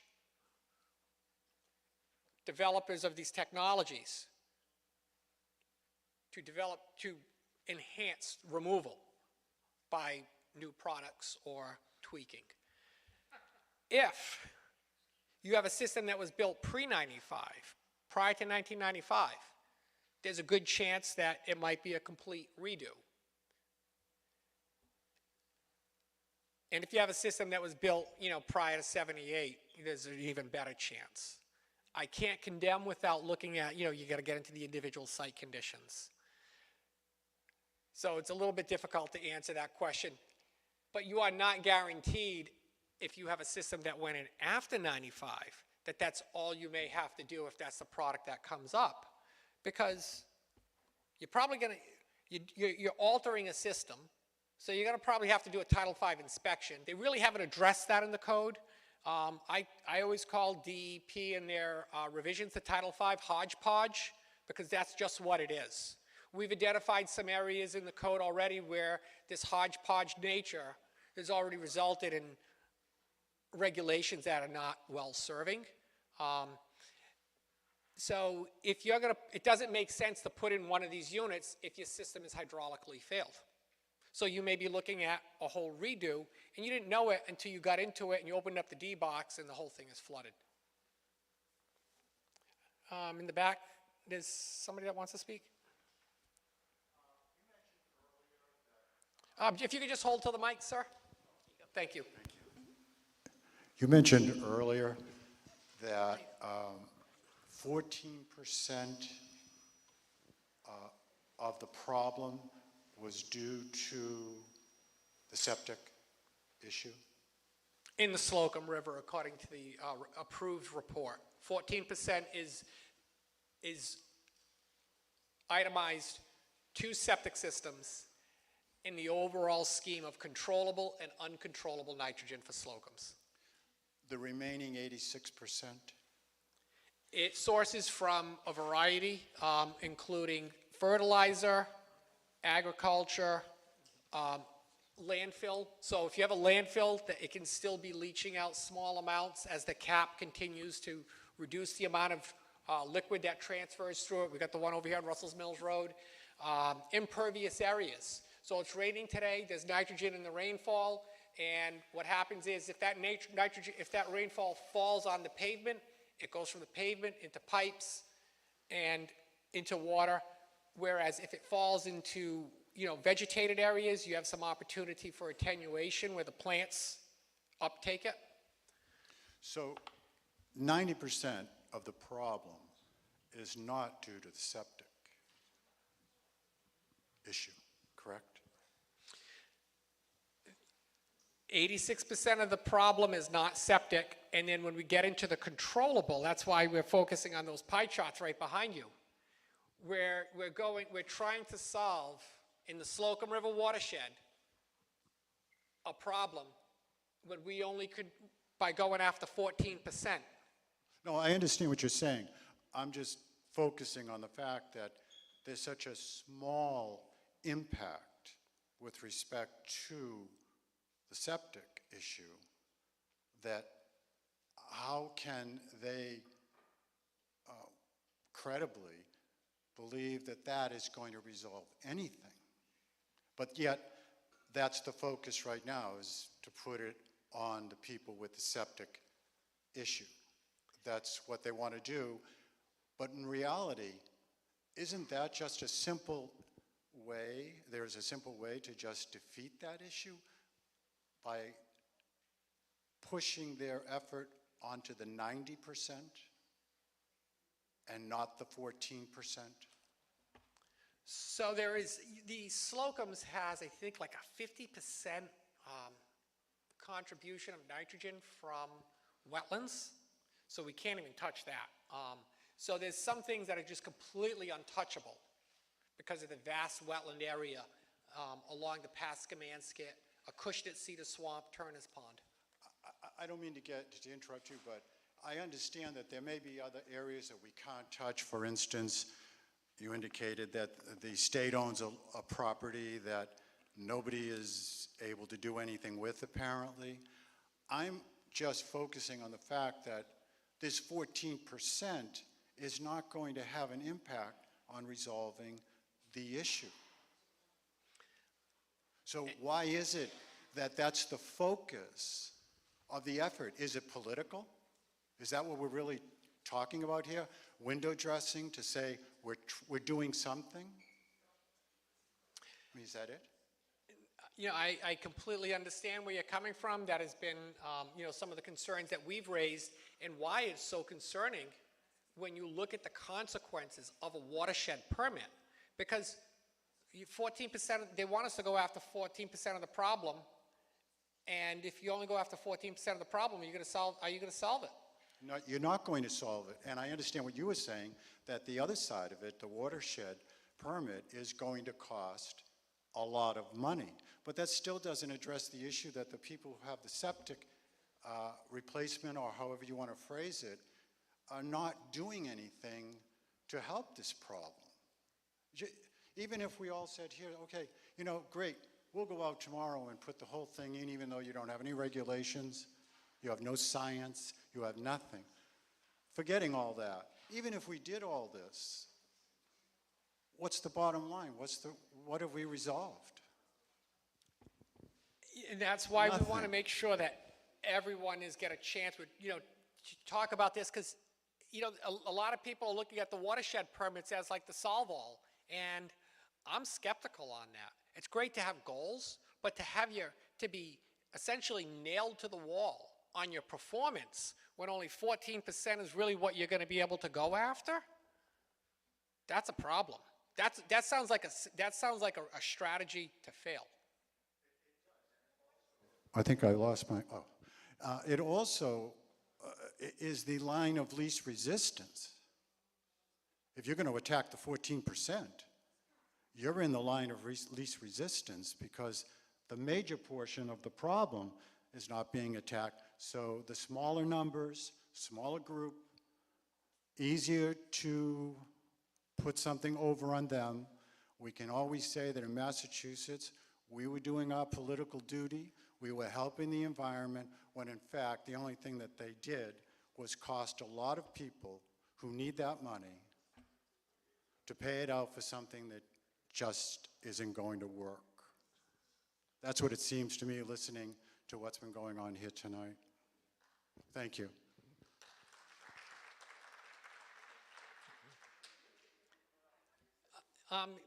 In the front here. Oh, I'm sorry, just 1 minute. You'll be next.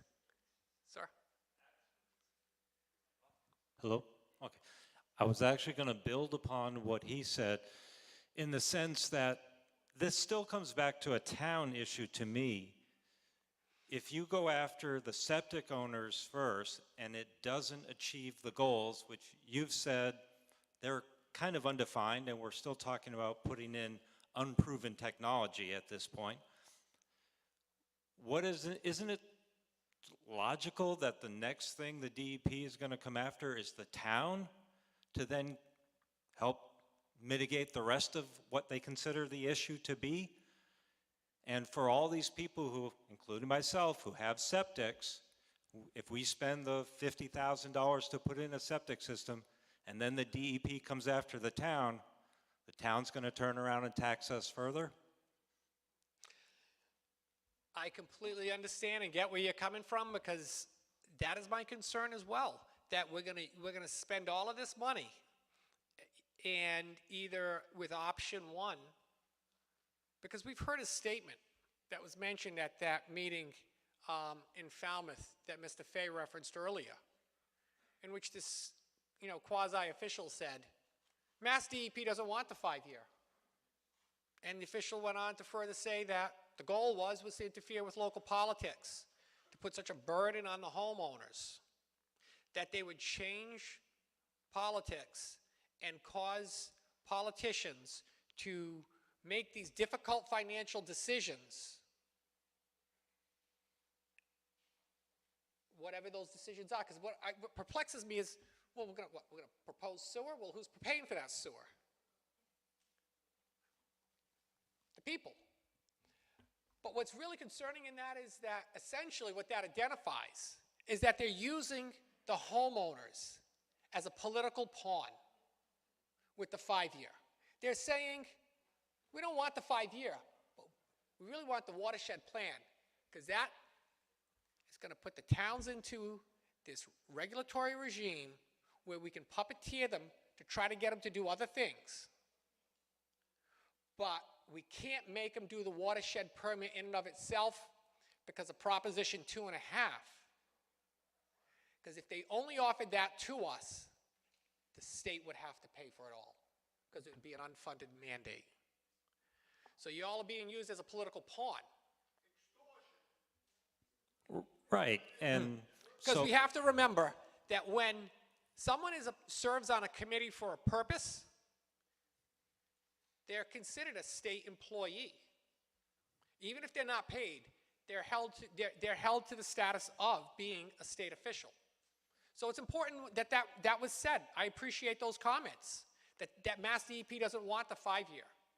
so Because just that as should you- anger everybody. Go on, sir. Sorry.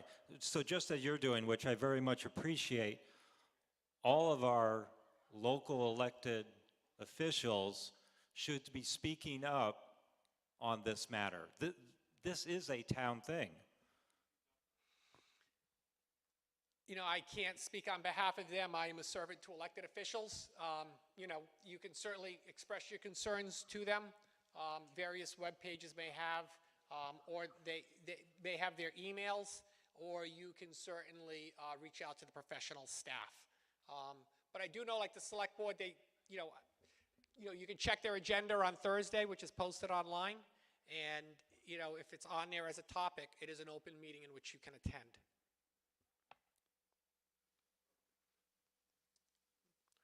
Ma'am, sorry. It's okay. So what is the real cause of this?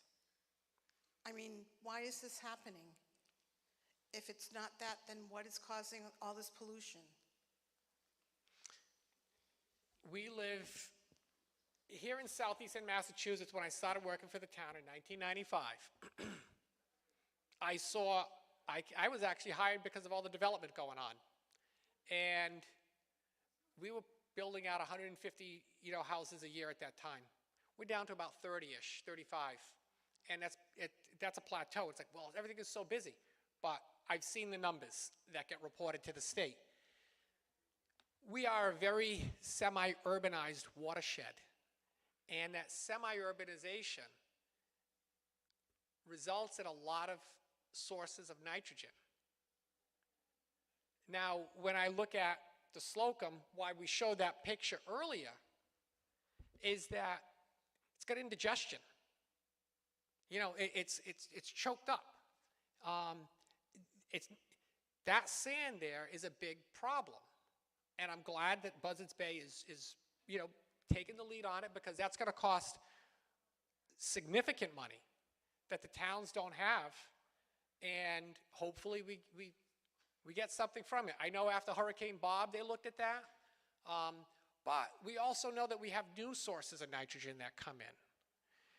So an example of that is we got a 40B development. That's an affordable housing development coming in right across from Cask and Pig. And that's all serviced by sewer.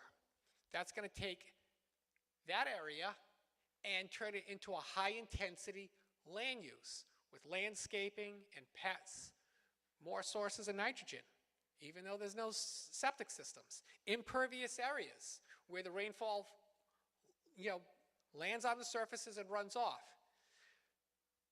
It's not a simple fix. And that's why they want to put us into the watershed permits. And the problem is that they think that the watershed permits are a cost borne by the town, but the town is you. So, it's not, this is an all approach if the Commonwealth is sincere. Because there are components of this that should be talked about legislatively, and some of which might be funding mechanisms. For example, the Mass Department of Agricultural Resources has not undertaken any enforcement since 2015 on the fertilizer regulations. So the state's got fertilizer regulations. They can take enforcement for over-fertilization, but there's no staffing that was associated when they were mandated to create those regulations. So they're a paper tiger. So the state is not even sincere with nitrogen. They want you to solve all of the problem when we can only control 60% in one part of town and 40% in the other, which averages 50-50. But they're not at the table with this. So I don't know what to tell you. It's unfortunate because I think we could have done better as a Commonwealth. With the amount of time that we've put into this, I think if you put some reasonable people in a room, we could have come out with something a lot better in less time.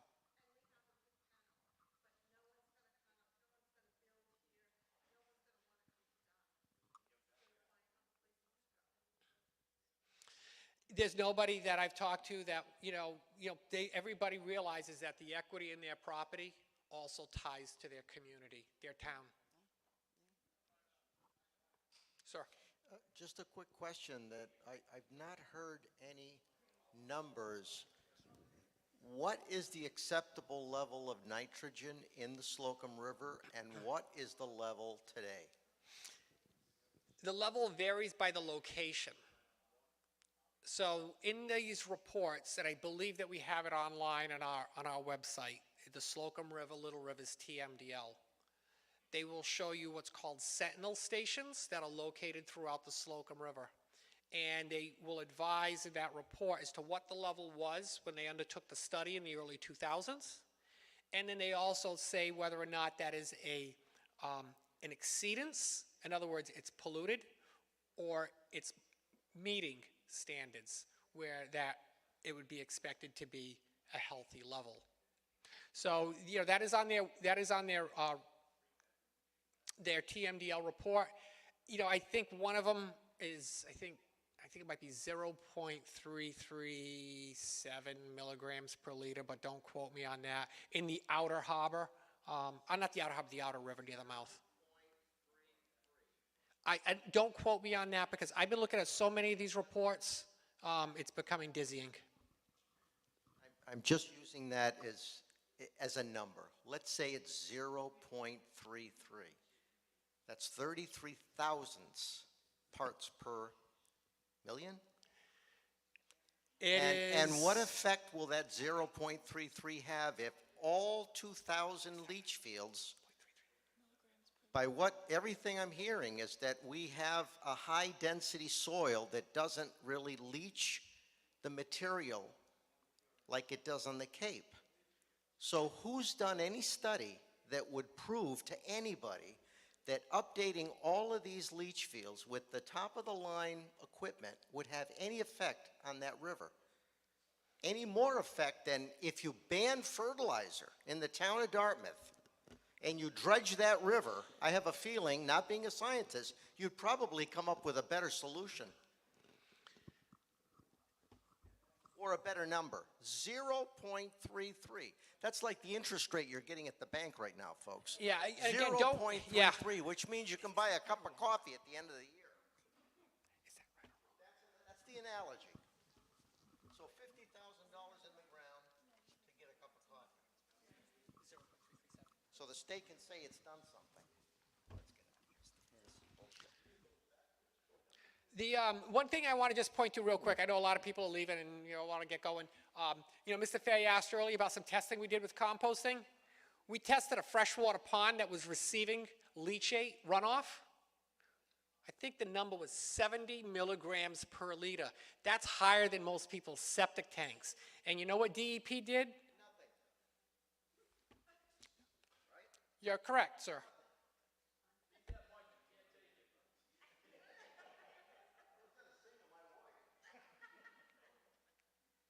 Anyone else?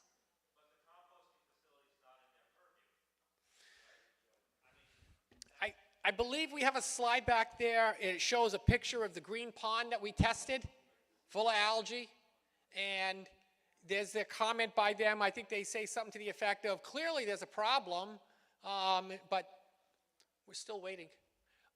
Part of my records request was to ask for any leachate testing, any groundwater testing, any stormwater testing of the department. Since we brought that to their attention in the fall of 2018, nothing. And we also know that there is an investigation going on in Westminster right now where they're looking at, was this composting facility possibly a source of these forever compounds that they're concerned about? It goes back to DEP. They have these great ideas, but they're removed from the boots on the ground. And now, you've got this issue going on in Westminster. That's another one of their, we're going to save, but we're not going to be part of the reality. And they will not dial back on the composting regulations. What they're actually doing is they're increasing the amount of organics that are going to these sites because they just lowered the threshold from for the people that generate all this waste, they can't send it to the landfill if prior to November of 2022 they were 2,000 pounds per week. They just lowered it to 1,000 pounds per week. So that's going to send more material to these sites. And we got two of the largest. Then they also offered them, they offered the solid waste collectors matching grants of $25,000 to $100,000, $25,000 to $100,000, so that they could buy special equipment to increase collections. So, Mass DEP is actually funding this new source of pollution through these grants. And these are for-profit companies, but they're not doing anything for us.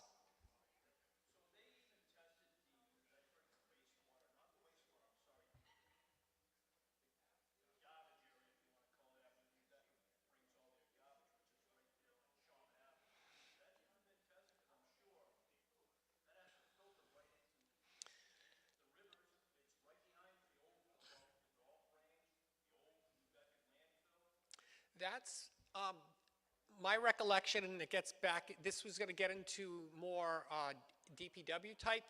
There's what they call the MS4 regulations, the municipal stormwater regulations, I believe it's what it's called.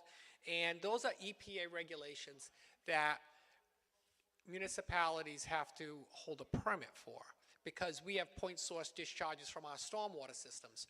So the part of the permit is supposed to be looking at sites just like that. So there already is some colliding of what they would like to do with existing regulations. So what are they doing at sites just like you've mentioned? Let's do an audit and see, hey, DEP, are you looking at these solid waste transfer facilities where there are these open dumpsters and rainwater's passing through them, and is there any harm that's coming from that stormwater runoff?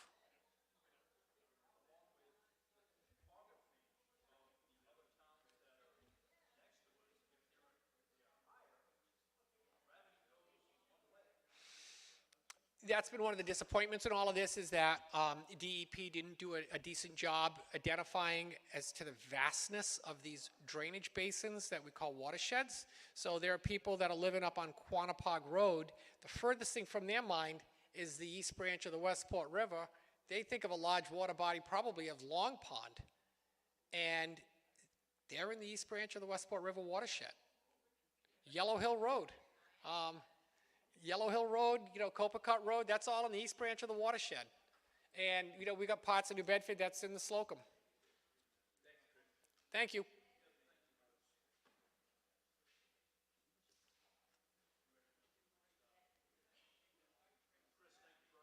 Thank you.